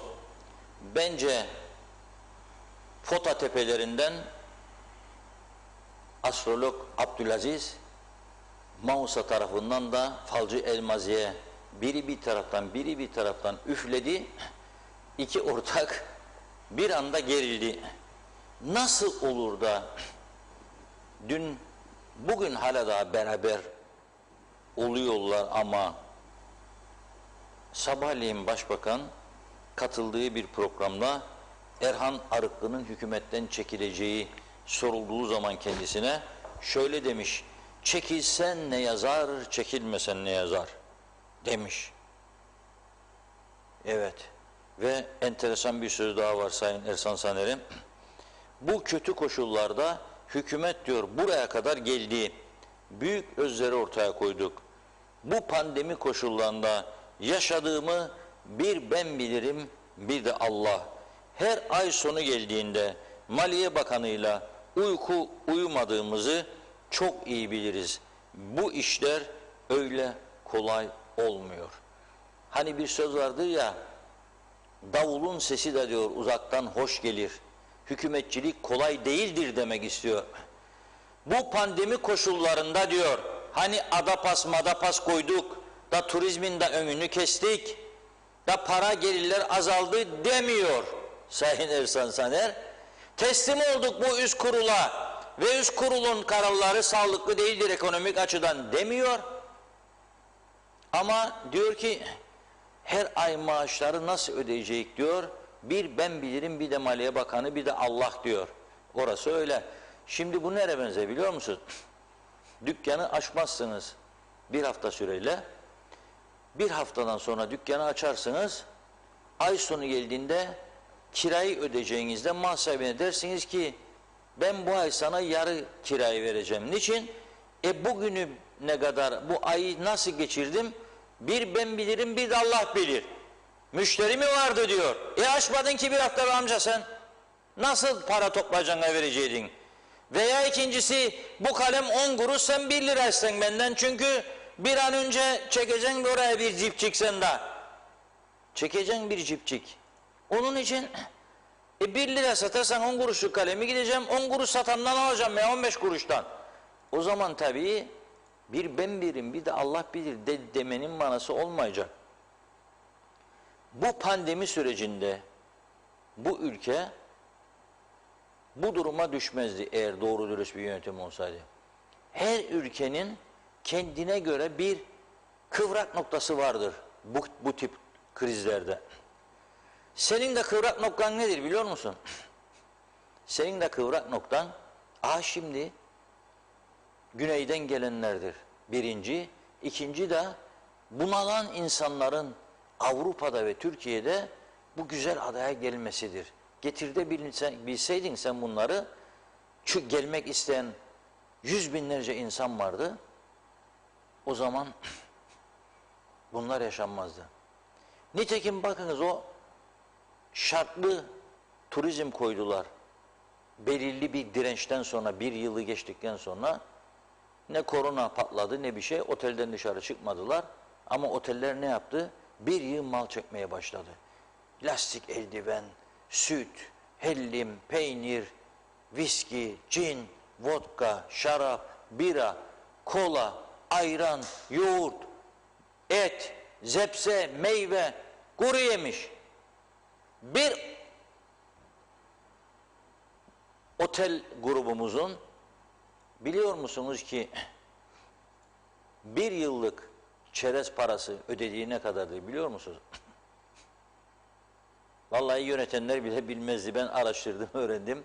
6,5 milyon, tekrar ediyorum size, 6,5 milyon misafirlerine ikram ettiği çerezin parasıdır 1 yılda. 6,5 milyon. Nereden alınıyor bu çerez? Kıbrıs'taki ithalatçısından. Bir veya birkaç kişiden. Bir yığın böyle grup var. 20-30 tane. Düşünün siz neler dönüyor ülkede. Öldürdün sen. Kestin canlı tavuğun kafasını. Tavuk doğurmamaya başladı. Sen yaptın bunu ama. Senden önceki aynı UPP'li hükümet, şimdiki UPP'li hükümet. Hadi eller olsaydı daha mı iyi olurdu? Ben onu söylemiyorum burada. Kim ise iktidarda, vatandaşın baktığı yer orasıdır istikamet. Ben oraya bakıyorum. İstikamet odur. Oraya bakıyorum. Bir yığın alınması gereken tedbir vardı. O olağanüstü şartlarda vatandaş da size şapka çıkarırdı bunları yapsaydınız, yapmadınız. Mesela neydi? Vardiya sistemine geçip ek mesaileri durdurmak. 350-400 milyon para verdiniz siz ya bu krizde. Ek mesai için niye verdiniz? Niye verdiniz? Tabii sen bu paraları bu şekilde harcarsan, bir de pandemi otellerine akıdırsan milyonlar, sonunda tabii ay sonu maaş ödemekte sıkıntı yaşarsın. Hazır mı? Hazır bağlantımız. YDP Genel Başkanı Sayın Erhan Arık'la hattımızda. Hoş geldiniz yayınımıza. Hoş bulduk, iyi yayınlar diliyorum. Selamlar hocam, nasılsınız? Sağ olasın Reşat Bey. Bir şiir gibi konuştun ama haksızlık yaptığın noktalar da var. Onu da belirtmeden geçemeyeceğim. Evet. Yani bu pandemi döneminde alınması gereken gerçekten çok önemli tedbirler vardı. Hükümetin düşündüğü ama bunları bizim almamız mümkün değildi. Niçin? Bulaşıcı hastalıklar yasası, yürürlükte olan bulaşıcı hastalıklar yasası tamamen Sağlık Üst Kurulu'nun eline vermişti. Ve benim o dönemde hükümete geldikten sonra Sağlık Üst Kurulu'na karşı verdiğim mücadeleyi de siz de biliyorsunuz. Evet, doğru. Dolayısıyla Sağlık Üst Kurulu'nun anlamsız bir şekilde yaptığı uygulamalar, o dönemden bahsediyorum. Ekonomimize çok ciddi kayıplara neden oldu. Belki sağlık açısından belli bir noktada durduk ama ekonomik olarak adeta batağa sürüklendik. İkisini bir arada yürütebilir miydik bilmiyorum ama netice itibariyle turizmin önünü açabilmek için ortaya koyduğumuz bütün öneriler maalesef o dönemde Sağlık Üst Kurulu duvarına çarpıp geri döndü. Yani düşünün o turizmde kapalı turizmi dahi gerçekleştirebilmek için ne büyük mücadele verdi Turizm Bakanı. Aylarca üst kurulu ikna edebilmek için koşuşturduk. Neticede olan oldu. Ama yani o dönemde alınması gereken şeylerin alınması, kararların bizde alınması gerektiğine inanıyorduk ama netice itibariyle pandemi gerekçesiyle ilan edilen olağanüstü halin getirdiği sonuçlar da bunlar ve Sağlık Üst Kurulu'nun eline ipleri verdikten sonra da kolay kolay geri alamadık. Şu son dönemde iyileştirmeler var ve özellikle sevgili Ünal İşleri Sağlık Bakanı olmasından sonra Sağlık Üst Kurulu'ndaki yapılan bir takım değişiklikler neticesinde birazcık rahatlama olabildi, birazcık refaha ulaşabildik. Eski Sağlık Üst Kurulu görevde kalsaydı şu anda bile ulaştığımız noktanın çok çok gerisinde kalacaktık. Evet, Bu bir yani düzeltmem gereken bir konuydu bu. Evet. Haklı olarak eleştiride bulunuyorsunuz ama bilin ki şu anda bile ipler büyük ölçüde hükümetin elinde değil. Peki Ne zaman ki pandemi ortadan kaldırılır ve bulaşıcı hastalıklar yasası yürürlükten kaldırılır veya şu anda uygulamadan kaldırılır, o zaman işte hükümet bir takım tedbirleri çok daha rahat alabilecek. Evet, şimdi siz dün bir anda ne oldu ki dediniz bugün için, yani parti yetkili kurullarını toplayıp hükümetten çekilmeyi görüşeceğiz diye biri mi kırdı sizi, bir laf mı söylendi, yoksa dediniz artık yani bu mecliste toplanamıyor, bu hükümet artık ömrünü doldurmuştur. Öyle bir kanaata mı vardınız ki? Esat Bey, biz bu hükümete girerken şartlı girmiştik. Neydi o şartımız? Erken seçim tarihi. Mümkün olduğu kadar erken bir tarihte erken seçim yapılması. Ve bunun da gerekçesi bu parçalı meclis aritmetiğine istikrarlı bir icraat hükümeti çıkmaz. Kendimizi boşuna kandırmayalım diye defalarca sizin programlarınız dahil birçok kez bunu söyledim. İnternete girin, Google'am diye sorun.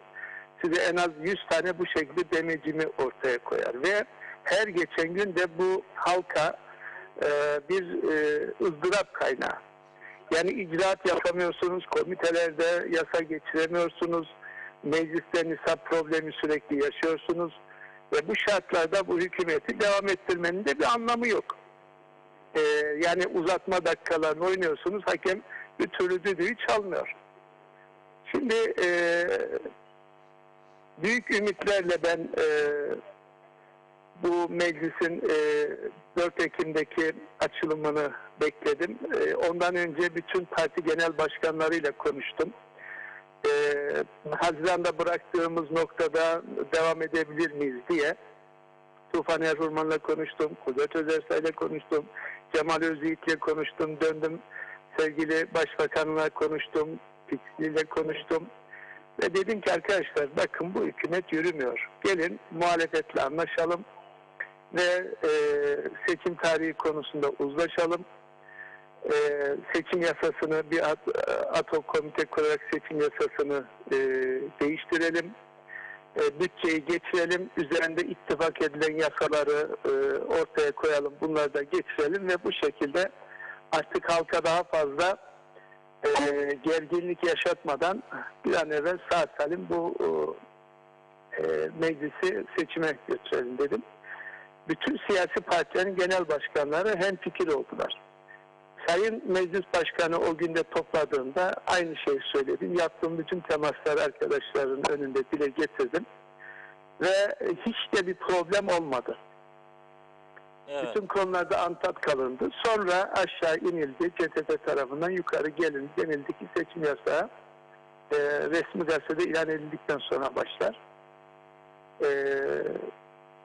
O durumda Ulusal Birlik Partisi ve hükümet olarak bizim ciddi şekilde sıkıntımız ortaya çıkardı. Çünkü bazı icraatları yapabilmek için Ulusal Birlik Partisi'nin kurultayını beklememiz gerekiyordu.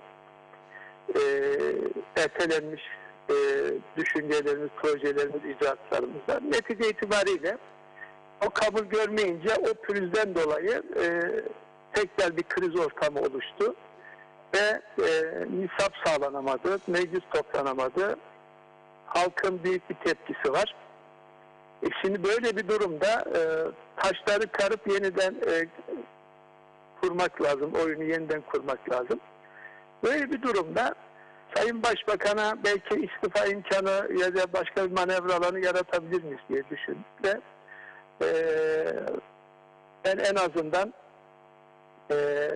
Yeniden Doğuş Partisi olarak yetkili kurullarımı çağırıp orada durumu müzakere etme ihtiyacı duydum. Çünkü bana verilen yetki, bu hükümete girerken bana verilen yetki Ekim ayında seçim olması kaydıylaydı. Ekim ayında seçim olmayacağına göre ben yetkili kurullarıma başvurup ya süreyi uzatma ya hükümetten çekilme veya bu kurumla ilgili yetkili kurullarından yetki almak durumundaydım. Peki şimdi bunun için bugün topladık. Siz yani Cumhurbaşkanı'nın her partiyi bir çağırıp en çok milletvekiline sahip gene UBP'den başlayarak veya onu atlayıp CTP'den yeni bir hükümet kurmayı bu saatten sonra denemesi mi uygundur? Yoksa tüm partilerin uzlaşarak geçici bir teknokrat hükümetle ülkeyi bir an önce seçime götürmesi mi uygundur? Sizin bu konudaki ağırlık basan görüşünüz nedir? Burada anayasanın hükümleri ortada. Anayasa Cumhurbaşkanı'na siyasi partilerle istişare yaptıktan sonra görevlendirme yapar ve 60 gün içerisinde hükümet kurmaması halinde seçim tarihini belirler diyor. Gayet açık ve nettir. Tartışmaya da açık değil. Şimdi Sayın Cumhurbaşkanı teamül gereği Ulusal Birlik Partisi'nin genel başkanına bunu vermek zorunda. Hükümeti kurma görevi vermek zorunda. Sayın Ersan Saner 15 gün süreyi kullanır mı kullanmaz mı bu onun bileceği bir iş. Kuramazsa görevi iade eder. Sayın Tufan Erhurman ve diğer arkadaşlar sırayla gelir 15'er gün. Bu zaman getirilme değil mi? İstifaden bir adama tekrar görev vermek bile bile ladez olmak. Hayır, değil mi yani? Yani bu teamül böyledir. Türkiye'de de böyle. İstifa etse de ona görev verirsiniz. Belki CTP ile kurabilir. HP ile koalisyon kurabilir. Yani bu şansı vermek zorundasınız. Bir dener olursa olur, olmazsa getirir ben kuramadım der, iade eder. Ama kuramayacağı yani da belli. Yani CTP, HP şimdi halk artık onların daha fazla ısrarı üzerine erken seçime hazırlandı halk şimdi.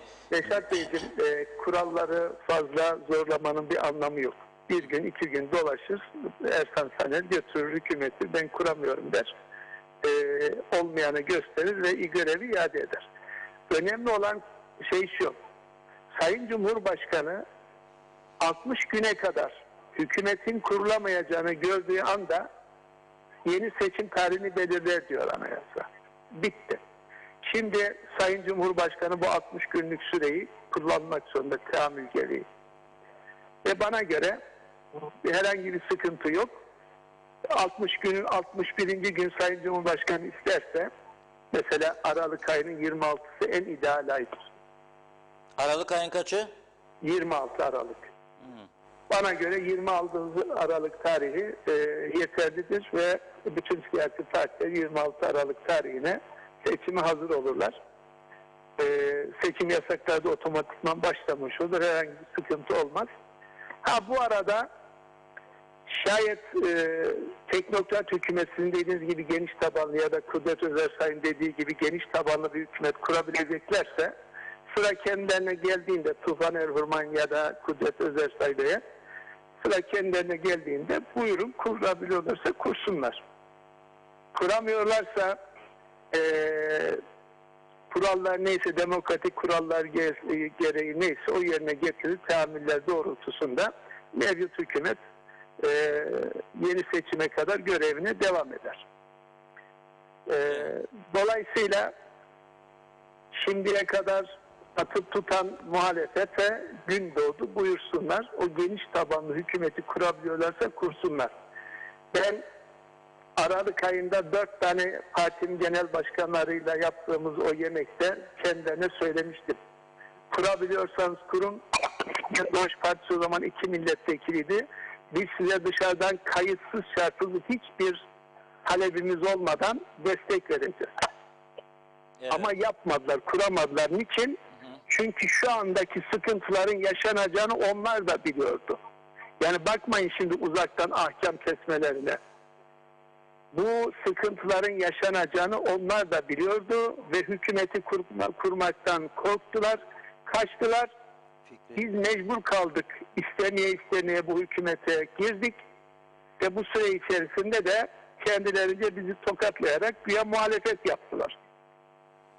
Evet. Şimdi işte aynı şartlar yeniden oluşuyor. Buyursunlar. Aralık ayında kuramadıkları dörtlü koalisyonu veya o geniş tabanlı hükümeti, teknokrat hükümeti buyursunlar, şimdi kursunlar. Evet, son bir soru sorayım size bağlı olduğu için. Bu seçim konusunun dışında biraz sonra görüntüleri arkadaşlarımız da ekrana getirecek. İmkan bulursanız lütfen siz de izleyin. Bu bir tesadüfün sonucu mu? Tam da bugün hem sizin hükümetten çekilmeyi görüşme kararı aldığınız bir gün, hem başbakanın istifa ettiği bir gün elektrik kurumu belediyelerin elektriğini kesiyor ve Gazi Mausa'da az sonra söylediğim gibi göstereceğiz görüntüleri. Arıtma tesisi çalışmadığı için bütün lağım suları insanların oturduğu evlerin önüne akıp gidiyor. Yaşlı insanlar can çekişiyor oralarda. Bu bir tesadüfün sonucu mu oldu, bugün böyle denk geldi, yoksa siz UBP'ye bir tepki olarak mı yaptınız bunu? Yani başbakan dedi ya sabahleyin Erhan Arıklı Bey çok konuşacağına iş yapsın dedi. Ona mı kızdınız siz? Şimdi elbette benim böyle detaylarla ilgilenme lüksüm de yok, şansım da yok. Gerçekten öyle bir olay olduysa üzülürüm. Ama bilinmesi gereken bir şey var. Sabahleyin kurum yetkilileriyle bir toplantı daha yaptım. Bu kurumun şu anda borcu 400 milyon lirayı geçti. Her gün ortalama 1-1,5 milyon lira görev zararı yazıyor. Ayda 40-45 milyon lira zararı var. Bu borç habire kurumun sırtında bir kambur gibi büyüdükçe büyüyor. Bu neticede sizin kurumunuz, bizim kurumumuz, halkın kurumu. Ve bu kurumun dışarıda 5-600 milyon lira civarında alacağı var. Ve bu alacağı bir türlü tahsil edemiyor. Bunlar özel sektör değil ha. Ben bunu söylediğimde işte gidin oteller şu bu. Hayır kardeşim, hiçbir otelin, hiçbir özel sektör işletmesinin kuruma borcu yok. Tahsilat oranımız %96'dır. Borç büyük oranda devlet kurumlarınındır. Devlet kurumları günceli ödüyorlar. Geçmişteki borçları kendilerine göre ödenmiş sayıyorlar. Bana telefon açıyorlar. Sayın Bakan bizim borcumuz yok. Nasıl yok? Her ay düzenli ödeniyor. Kardeşim ödüyorsun da geçmiş borç ne oluyor? O orada duruyor. Habire faiz işliyor. Ve bu kesintiler otomatik yapılıyor. Kimse durup da eline kağıt kalem alıp şunun borcu var keselim demiyor. Bilgisayara verilmiş, bilgisayar belli bir miktarın üzerindeki borcu otomatikman olarak kesiyor saatleri. Şimdi bu kurumu düşünmek zorundayız. Yani ilgili kurumlara, resmi devlet dairelerine çağrıda bulundum. Arkadaşlar, belediyeler gelin lütfen hesabınızı temizleyin. Siz diyorsunuz ki bizim borcumuz yok. Kurum diyor ki borç var. Neticede Erhan Arıklı olarak, bakan olarak benim kalkıp bunu temizleme imkanım yok. Benim faizi bile silme imkanım yok. Neticede orada borç varsa gideceksiniz, konuşacaksınız. Ödenmişse ödenmiş, ödenmemişse yapılandıracaksınız ve yolunuza devam edeceksiniz. Günceli ödeyerek geçmişteki borçların üstünü örtemezsiniz ki. Evet. Bu arkadaşlara defalarca çağrıda bulunmamıza rağmen zaman zaman elektrikleri kesiliyor. Anında bize telefon açıyorlar. Biz de işte millet, halk, vatandaş mağdur olmasın diye açtırıyoruz. Ama netice itibariyle borç orada duruyor. O borcu tahsil edemediğimiz için kurum mecburen özel bankalardan borçlanmak zorunda kalıyor ihtiyaçları için ve fahiş faizler ödüyor. Yazıktır, günahtır. Evet. Onun için bu konu mutlak surette ele alınması gereken bir konudur. Sizin vasıtanızda bütün devlet kurumlarına, vakıflara, belediyelere özellikle rica ediyorum. Lütfen kurumla mahsuplaşınız. Ve bir an evvel o borçları yapılandırın. Ha borcunuz yoksa da ispat edin, silinsin. Evet, Yani peki. ötelemekle, sorunu halının altına süpürmekle çözmüş olmuyorsunuz. Anladım. Peki çok teşekkür ediyoruz Sayın Arıklı. Ben Yine teşekkür konuşacağız. Kendinize iyi bakın. Kolay gelsin. Teşekkür Parti ederim, meclisi iyi toplantınızda. yayınlar. Sağ olun. Sağ olun. Evet. Şu ana kadar bu program akışı içerisinde zaten Sayın Ersan Saner'in Başbakan'ın açıklamasını canlı verdik. Bunun dışında Cumhuriyetçi Türk Partisi Genel Başkanı Sayın Tuvan Erhürman, Halkın Partisi Genel Başkanı Sayın Kudret Özersay, Yeniden Doğuş Partisi Genel Başkanı, Başbakan Yardımcısı Sayın Erhan Arıklı'yı verdik. Ama az önce söyledim, hazır telefonumuzda şu anda da Demokrat Parti Genel Başkanı ve Turizm Bakanı Sayın Fikri Ataoğlu var. Onunla da konuştuktan sonra bugün biraz programımızı uzatacağız. Sizden gelen talepleri de bu doğrultuda görüyorum. Bu program akışı içerisinde bugün elektriklerin kesilmesi sonrasında Gazimosa'da nelerin yaşandığını sizlere aktaracağız. Bir video kaydımız var. Aktaracağız. Sizler de göreceksiniz. Bu ülke nasıl bu hallere düştü ve bundan sonrası için belki kendimizi biraz toparlama şansımız var. Bunları sonsuza dek bu şekilde yaşama şansımız yok. Evet, o zaman Sayın Ataoğlu'na merhaba diyelim. Merhabalar, iyi yayınlar. Selamlar Sayın Bakanım, nasılsınız? İyi yayınlar, iyi yayınlar. Teşekkür ederim. Sağ olasınız. Evet, şimdi neticede 3 tane milletvekiliyle koalisyon ortağı oldunuz. Şimdi bir tanesi belli değil, sizde mi değil mi istifa ettim der, siz etmedi dersiniz. Ama 2 milletvekili 2 bakansınız. Ersan Bey bu kararı aldığında hükümetin istifasını size bilgi verdi mi, gidip istifa etmezden önce veya bu açıklamayı yapmazdan önce bilginiz var mıydı? Yani bunu çok net söyleyebilirim. Tabii ki bizim geçen gün pazartesi günü mecliste parti başkanlarını, meclis başkanımızın daveti üzerinde toplandığımızda oradaki konuşmalarımızda ondan sonraki dünkü bakanlar kurulu sonrasında bu konuyla ilgili bugün gerçekleştirmeyi düşündüğü bu istifa konusunu kendi içimizde hükümet olarak en azından benimle birlikte herhangi birisinin konuştuğunu söyleyemem. Tam aksi bugün sabah ben Sayın Erhan Arıklı'yı telefoniyen arayarak Sayın Erhan Arıklı'ya yani gün içerisinde en azından Başbakan'la da irtibata geçelim. O üçümüz oturup bir karar üretelim diye ilettim. Sayın Erhan Arıklı da Sayın Başbakan ondan sonra aradığını ve cevap alamadığını da söyledi. Bu arada tabii ki biz rutin bakanlık içerisindeki işlerimizi takip ederken Türkiye'den gelen misafirlerimizle toplantıdayken toplantıdan çıktıktan sonra bu Sayın Başbakan'ın görevinin istifa ettiğini aktardı arkadaşlarımız ve basından öğrendim Sayın Başbakan'ın görevini iade ettiğini. Yani bizimle oturup herhangi bir temasa geçmiş ve böyle bir düşünce içerisinde olduğunu da paylaşmış değil. Nasıl karşıladınız bu tavrı? Yani bir siyasi etiğe uyar mı bu? Bir koalisyon hükümeti? Tabii ki öncelikle şunu söyleyeyim, yani yaşadığımız ve geçirdiğimiz bu süre içerisindeki birçok açıklamalarımız var. Pandemi dönemi ve akabindeki ekonomi olayına da baktığımız zaman eğer bu işin çıkmazsa ve bu işin çıkar yolu eğer önümüzde erken bir seçimse benim yapmış olduğum bir açıklama vardı ve demiştim ki Şubat'ı da beklemeyelim, bir an önce seçimi yapalım diye söylemiştik. Dolayısıyla yani bu seçimin bir an önce olmasıyla ilgili Sayın Başbakan'ın bugün yapmış olduğu bu açıklama ve istifasını yerde hükümetin istifa ettiğini Sayın Cumhurbaşkanı tetbiq etmesi tabii ki tek buradaki olay konunun başında da söylediğimiz gibi bizimle herhangi bir şeyi paylaşmamasıdır.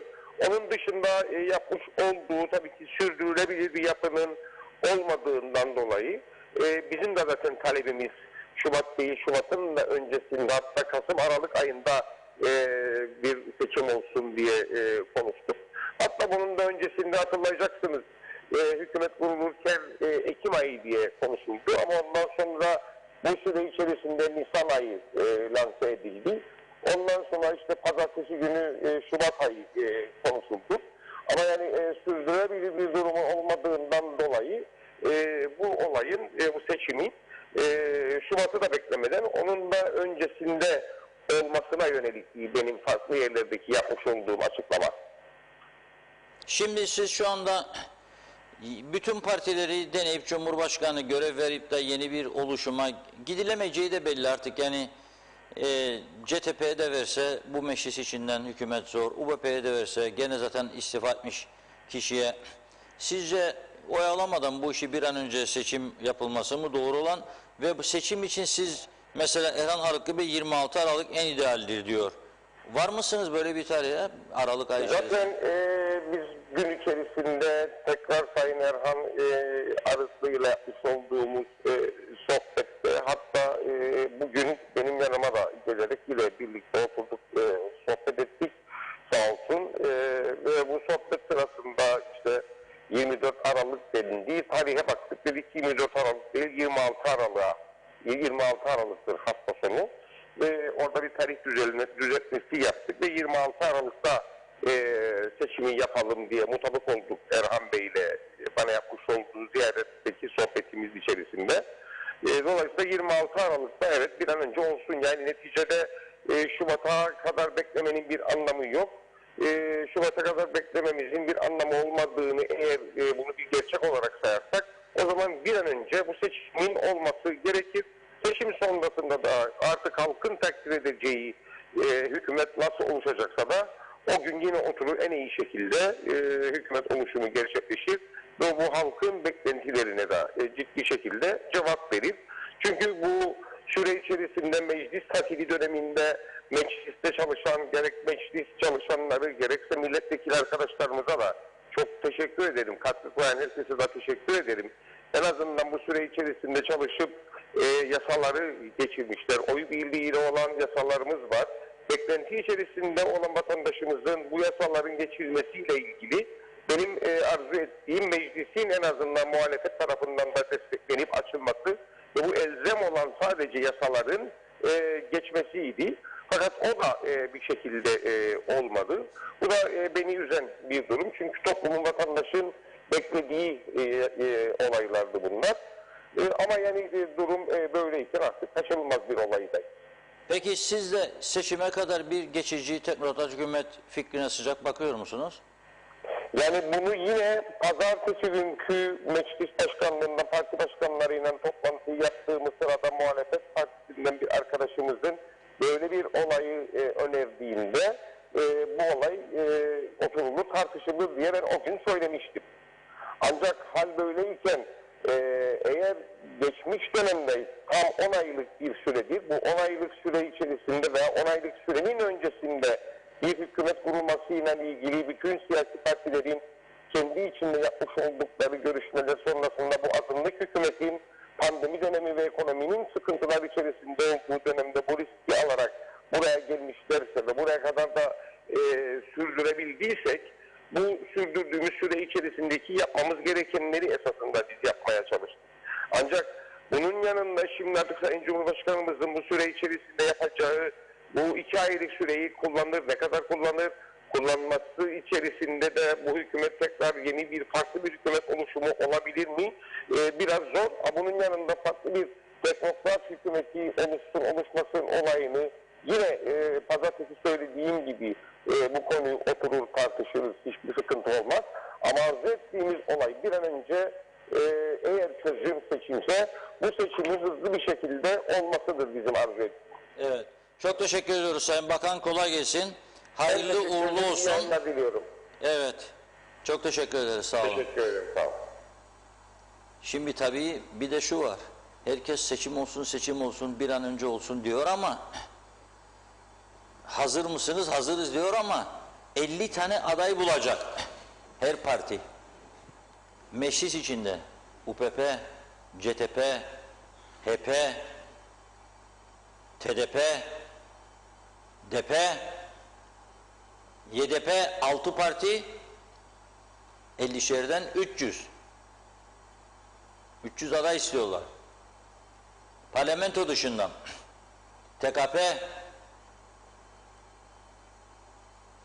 BKP, YKP yeni kuruldu. Bizim memleket mi?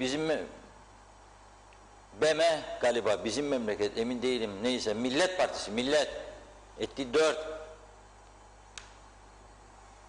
Bizim parti var, etti 5.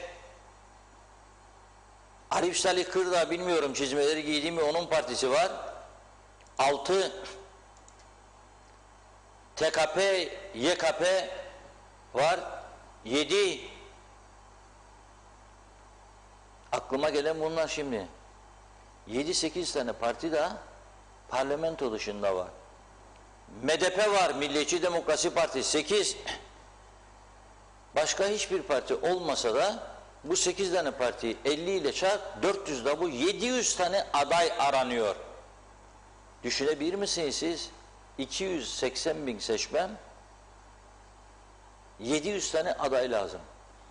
Bir de bazı partiler seçim yapıyor, adayların adayları. Aday adayı diyor, onun içinden seçim yapıyor.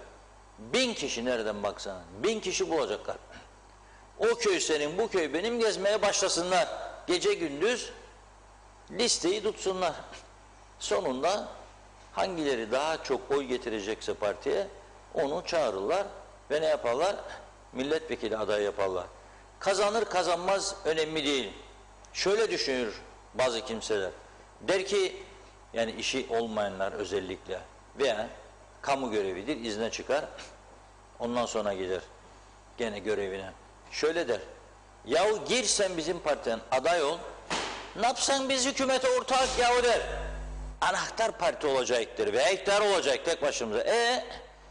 Seçilmezsen sana bakanlık sözü vermem ama bak Kalkınma Bankası var, spor dairesi var, piyangosu var bunun, Kooperatif Merkez Bankası var, Vakıflar Bankası var, Süt Kurumu var, Elektrik Kurumu var, Varoğlu var. Buralara tayin ederiz senin yönetim kurulu başkanı. İmkan çok. Yeter ki sen, sigortaları var. Şeker sigorta var, Kıbrıs sigorta var. Şiplüvex var. Hükümetin elinde birçok yönetim organı var. Seni oraya tayin ederik, fena mı der? Kaymakam yaparık seni der. Vali olsa keşke, burada valilik yok. Vali olsa zaten bir vali yeter, hiç bunlara gerek yok konuşmamıza bile. Bir vali süpürür götürür buraya ama anayasa, babayasa, demokratik bir bilmem ne falan filan diye 83'te ve ondan öncesine çıktık yola. Dolayısıyla böyle. Şimdi videomuzu izleyelim. Çabucak. Hemen arkasından kim geliyor sırada? Cemal Özyiğit Bey, Toplumcu Demokrasi Partisi Genel Başkanı. Cemal Hocam cizmeleri giymiş, ıslat vermeyi bekliyor seçim alanına çıkmak için. Az sonra bizimle olacak. Ama önce Gazi Mausa'daki o videomuzu birlikte izleyelim.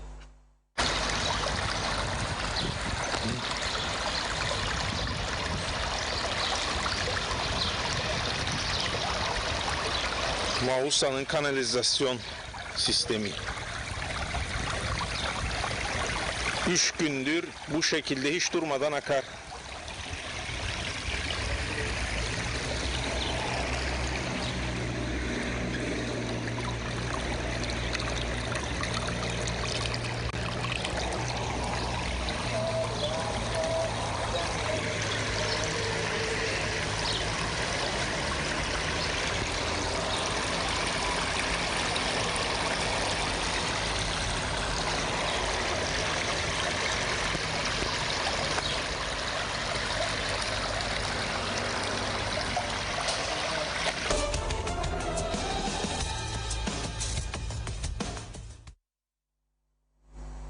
Burası Doğu Akdeniz Üniversitesi'nin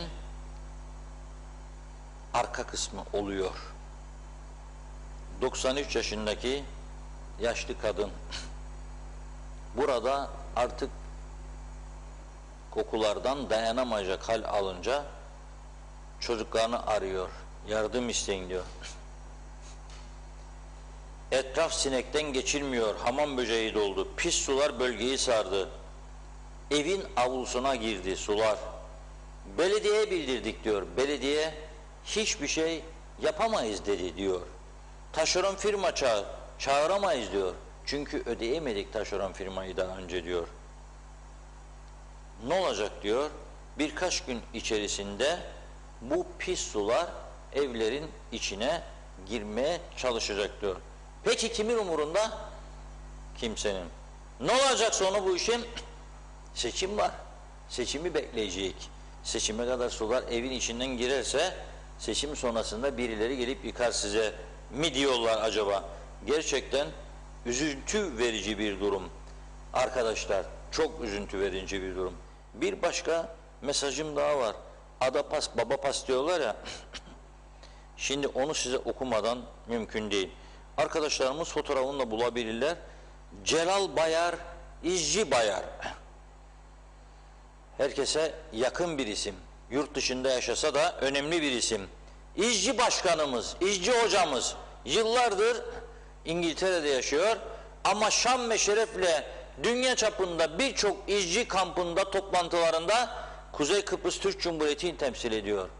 Ve geçtiğimiz hafta içerisinde Celal Bayar, İzci Bayar hocamıza kraliçe ödülü verildi İngiltere'de. İzciliğe bu kadar yıl hizmet verdiği için. Şöyle diyor bana, gecemi gündüzümü diyor memleketimi tanıtmaya verdim diyor. Kraliçe ödülü aldım diyor. Gördünüz değil mi? Şimdi diyor, ben diyor gelip diyor 81 yaşındayım diyor. Bu aldığım ödülü de diyor ailem, akrabalarımla paylaşayım isterim diyor. Bir haftana Kıbrıs'a geleceğim diyor. Ölüyorum diyor bu Adapası için diyor. 4 gündür müracaat ediyorum. Bir türlü alamadım. Beni kayıtta bulamamışlar diyor. Yanlış bilgi veya hatalı tuşlama derler diyor. Yaşım 81 diyor. Ben nasıl çıkacağım bu işin içinde diyor. Temsilciliğe sordum diyor. KKTC Londra temsilcilerine. Onlar da bana cevap yazdılar. KKTC'ye gidecek herkes Adapas almaya mecburmuş. Benim diyor İngiliz pasaportum var. 3 tane aşım var. Grip aşısı da oldum diyor. 2 tane PCR yaptım diyor.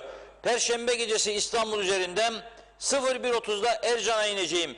Yani Adapas'ım yoksa geçen davaki gibi rezillik mi olacak? Ercan'da kalmak zorunda mı kalacağım diyor. Evet. Ben bu mesajı KKTC'yi yönettiğini iddia edenlere saygı ve sevgiyle aktarıyorum. Vatanına gelmek istiyor. Kraliçe ödülü aldı. Bu sevinci, mutluluğu ailesiyle paylaşmak istiyor. Tabii gelirken cep boş delik gelecek değil, sterlin de gelecek. İstemiyoruz. Adam 3 tane aşısı var İngiltere'de. Orada serbest dolaşıyor, birçok ülkeye gidebiliyor. Larnaka'ya gidebilir. Ercan'a gelecekmiş. Tabii milliyetçi, vatanperver bir abimiz.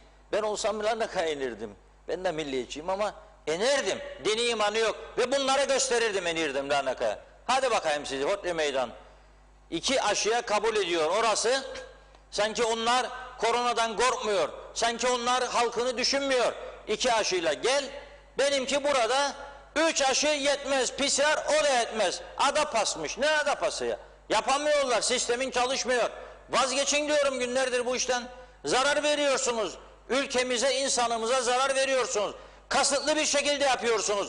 Rum yapsa bunu diyeceksiniz. Rum istemez bizi, kahpedir, köpektir falan. Hayır. Vallahi billahi Rum bu kadarını yapmadı bize. Larnaka'dan uç git gel, senden bunu istemiyor. Bin uçağa Londra'dan gel, Larnaka'ya 2 aşı yeterli. Nedir bu çektirdiğiniz işkence ya siz kendi halkınıza?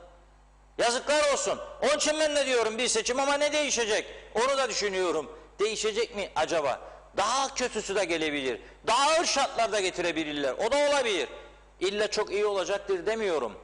Olmasını istiyorum tabii ki. Ama siz bir sağlık üst kuruluna bunu anlatamadıysanız eğer ülke yönettiğini iddia eden insanlar olarak yazıktır diyorum ben. Bu şekilde gitmez bu ülke. Nereye zorluyorsunuz insanları? Yani ben Celal Bayar, İzci Bayar hocamızı çok sevip sayıyorum. Saygın bir insan. Yıllardır bizi temsil ediyor yurt dışında. Yani bir 10 kişi bulursam gider onu Ercan'dan çeke çeke alırım vallahi. Ne demek adapas ya 81 yaşında adama? Yok dolduramıyor işte. Nedir istediğiniz? Canını alın. İnsanların olur mu böyle bir şey? Kendi kendimize gelin güvey olduk burada. Yok böyle bir şey. Yok. Sisteminiz çalışmıyor. Düzeltin bu işi. Bakın pazar günü geleceğim diyor. Pazara kadar şansınız var. Düzeltin bu işi. Evet. Evet, telefon bağlantımız hazır bu arada. Öyle mi? Evet, Genel Başkanı Sayın Cemal Özyiğit hattımızda. Hoş geldiniz yayınımıza. Hoş bulduk, iyi yayınlar. Selamlar hocam. Selamlar Reşat Bey. Dinledim seni. Evet. Buradan gerçekten Celal İzci Bayar hocamıza saygılar sunuyorum. Yani kendisini az tanıyorum. Oğlu Serhat Bayar değerli bir arkadaşımız. Celal İzci Bayar'ı da işte Kıbrıs'ta bulunduğu sürece zaman zaman görme şansımız oldu. Gerçekten dediğiniz gibi dünya çapında bir ödüle, yani kraliyet ödülü öyle alelade bir ödül değil. Uluslararası çapta bir ödül. Gerçekten kendini izciliğe adamış, yani belirli bir disipline adamış, değerli bir Cemal Bey'in bir fotoğrafı arkadaşlar. Başkanımı ekrandan çekmeyin. Ha? Yaşlayın Halitler. Bravo, bak bizim arkadaşlar da hoca sana sabotaj yaptılar da. Dua et bak ben ekrana getirdim seni. Biraz da Funda Hanım'ı gösterin böyle. Beni değil tek taraflı. Evet, buyurun hocam. Yani dolayısıyla söyledikleriniz çok haklı. Yani gerçekten burada da zaman zaman biz de işte antijen test yapmak için, PCR test yapmak için evde internet üzerinden, bilgisayar üzerinden girmeye çalışıyoruz. Zaman zaman başaramadığımız oluyor. Yok işte şu hatalıdır, yok bu. Ya bütün bilgiler orada işte giriyoruz. Hatalıdır diyor. Nedir hatalı o zaman? Yani bazen sinirlenmemek için, hiddetlenmemek için kendimi zor tutuyorum. Çocuklar diyor, baba dur biz de yapalım da halledelim falan. Yani gerçekten sistem tamam değil. Sistem doğru çalışmıyor. Sistem doğru çalışmadığı için Adapas'ın sahtesi çıkarıldı. Her türlü sahtelik var zaten. Dolayısıyla İngiltere'de eğer Celal İzci Bayar abimiz müracaat ettiyse onu orada İngiltere'deki temsilciliğimiz davet eder. Buyurun Celal Bey, biz buradan size halledelim bunu. Alın elinize, güle güle gidin vatanınıza demesi gerekiyor. Dış temsilcilikler bunun için vardır. Sorun çözmek için. Birileri buradan gittiğinde orada balolar, şato, bilmem süslü şeyler yapılması için değil. Veya gezi gözlem meselesi değil yani. Oradaki kardeşlerimize ki çeşitli nedenlerle, zorluklar nedeniyle, buradaki sıkıntılar nedeniyle, sosyal, siyasal, ekonomik sıkıntılar nedeniyle gitmek durumunda kaldı kardeşlerimizin çoğu. Biz de gittik, oralarda onlarla görüştük, sıkıntılarını dinledik. Dolayısıyla oradaki insanlar kendi vatanlarından haber bekliyor, vatanlarına ilgi duyuyor, fırsat buldukça gelmek istiyor. Onlara kolaylık yapacağımıza böyle zorluklar çıkarıyoruz, pes yani. Ondan sonra da dünya bize ambargo uyguluyor diyor. Ambargonun alasını biz kendi kendimize yapıyoruz. Evet, çok doğru. Şimdi seçim meselesine gelelim. Cizmeler hazır mı? Giydiniz mi cizmeleri? Cizmeleri hiç çıkarmadık ki. Ha, devamlı duruyor üzerinde. Peki. Şöyle bir şey söyleyeyim Reşat Bey. Yani zaten bu hükümet hep ölü doğdu. Bu işin başında söyledik. Tamam değildir bu hükümet. Bir düşünün işte önce Ersan Bey görevi almıştı. Kuramadı, iade etti. Ardından Tufan Hoca'ya verildi. Bizimle de görüşüldü. İyi niyetle oturduk. Olmadı. O da iade etti. Ondan sonra biz beklerdik ki yani böyle yamalı bohça bir hükümet kurulma, işte 3 milletvekili devşirilerek bir hükümet kurma yerine bir seçim hükümeti, o günlerde de konuşulduydu. bütün partilerin destek vereceği bir seçim hükümeti gündeme gelsin o günlerde. Seçim tarihi de Ekim diye konuşmuştuk. İşte Ekim geldi ama Ekim'de seçim olması mümkün değil. Ekimse Ekim, ona yönelik gerekli yasal düzenlemelerin yapılacağı, acil yasaların toplumun can ahıraç uğraştığı, sıkıntı yaşadığı sorunları giderecek, çözüm yolları üretecek yasal düzenlemelerin yapılacağı çalışmaları yürütsün o hükümet ve ülkeyi salimen seçime götürsün diye beklerken ansızın bir yamalı bohça hükümet oluştu. Yine de iyi niyetle 54 maddelik öneri paketimizi sunduk kendilerine. Bütçeyi geçirmeleri için kolaylık sağladık. Erkene alalım. Önce önerdik, erkene alalım, yok dediler. Sonra Başbakan apar topar geldi, bilirsiniz. Bu taraftan seçim tarihinden konuşuldu. Önce işte Ekim dedi, Ekim'de sadığız dedi. Sonra meclis başkanı seçtiremeyince önerdiği kişiyi Otlu Meydan hadi gelin daha erken dedi. Hadi buyurun dedik, kaçtık. Dolayısıyla biliyorsunuz yaz tatiline bile bu meclis doğru dürüst giremedi. Hükümeti oluşturan 27 kişinin kaprisleri bitmedi. Biri eşini müdür istedi, öbürü yakınını işe aldırmak istedi, öbürü kalkınmadan kredi istedi, öbürü başka bir şey istedi. Sürekli olarak Demokrasinin kılıcı gibi Ersan Bey'i de tehdit ederek isteklerini almaya, nisap sağlamaya çalıştılar. Haziran ayında tosladı. Zaten hükümetin güçlü ortaklarından bir tanesi ikiye bölündü. Öbür ortağın 3 tane milletvekili var ama üçü bir yerde midir belli değil. Biri bağımsız davranıyor. Bir tanesi istifa etti gitti, 15 gün dinlendi, tekrar geldi. Yani dolayısıyla UBP kendi içinde 4 parçaya bölündü. İşte görüyoruz kongrelerini. Dörtlü bir seçime gidecekler. Yani böyle bir yapıdan zaten halk yararına icraat beklemek, ölü gözünden yaş beklemekle eşdeğerdir sevgili Reşat Akar. Dolayısıyla bütün bunları herkesin bilmesi gerekirdi. Ancak biz yine de geçen gün iyi niyetle gittik. 6 Şubat tarihinde uzlaşı sağladık ve onu nasıl yapacağımızı da konuştuk. Sadece orada bir önemli nokta seçim ve halk oylamasının 79'da 5 maddesi vardı. Ve orada dedik ki Sayın Başbakan sen keyfi vatandaşlık veriyorsun. Yıllardır bu ülkede doğup büyüyen insanlar var. Siyasi görüşünden dolayı, siyasi duruşundan dolayı, etnik kökeninden dolayı vatandaşlık vermiyorsunuz insanlara. Ama dün gelene ya da işte bilmem şey yapacakmış, külliye yapacakmış, onun mimarına memlekete gelmeden bir başkası arada bir gelirmiş iş ilişkileri var. Nedir iş ilişkileri? Kumarhane mi? Başka bir şey mi? Bunları bilmek isteriz. Ve ona vatandaşlık vereceksiniz. Böyle fütursuzluk olmaz yani. Dolayısıyla dedik partizanca vatandaşlık olmaz. Keyfi vatandaşlık olmaz. Arsa dağıtma olmaz. Bu taraftan Kamu Hizmeti Komisyonu sınavları erteliyor. Siz bu taraftan keyfi olarak siyasi istihdam yapacaksınız. Çünkü UBP'dir bu. 40 yıldır biliyoruz UBP'yi de. Yani geçen gün kutladılar 46. yıl dönümlerini. Hayırlı uğurlu olsun. Yani sonunda ülkenin bir önemli bir siyasi kuruluşudur. Ama UBP'nin de iktidar boyutlarında neler yaptığını en iyi bilenlerdenim. Ben de siz de. Bunu da siz de iyi bilirsiniz Reşat Bey. Dolayısıyla biz bütün bunlara bir sübap dedik ve salimen ülkeyi seçime götürecek bir anlayış olsun. Bunu deklare edelim dedik. Başbakan elimi kolumu bağlamayın dedi. Yani dedik Sayın Başbakan sen partizanlık yapmak iste. Ve öyle demedik. O anlama gelir söylediğiniz. Sonra bir baktık hükümeti oluşturan bakanlar Sağlık Bakanı diyor ki ilaç alacak para vermez bana Maliye Bakanı. Maliye Bakanı der ben maaşları ancak ödeyebilirim. İşte her ayda gider 100-150 milyon borçlanır. Öte yandan Erhan Bey Ekonomi Bakanı sanayi arsası dağıtacakmış. Bir yeri telledi çevirdi.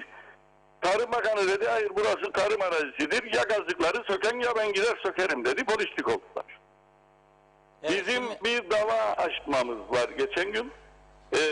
Konusunda Sayın Arıklı'nın şahsında ihalesiz yakıt alımı, yakıt tedariği, ihalelerin iptali, yakıtın alımı nedeniyle ülkenin zarara uğratılması. Öğrendiğim kadarıyla dün Bakanlar Kurulu'nda bu konuda da Erhan Bey Başbakan'dan ve diğer ortaktan destek istedi. Desteğin sağlanmayacağını görünce rest dedi.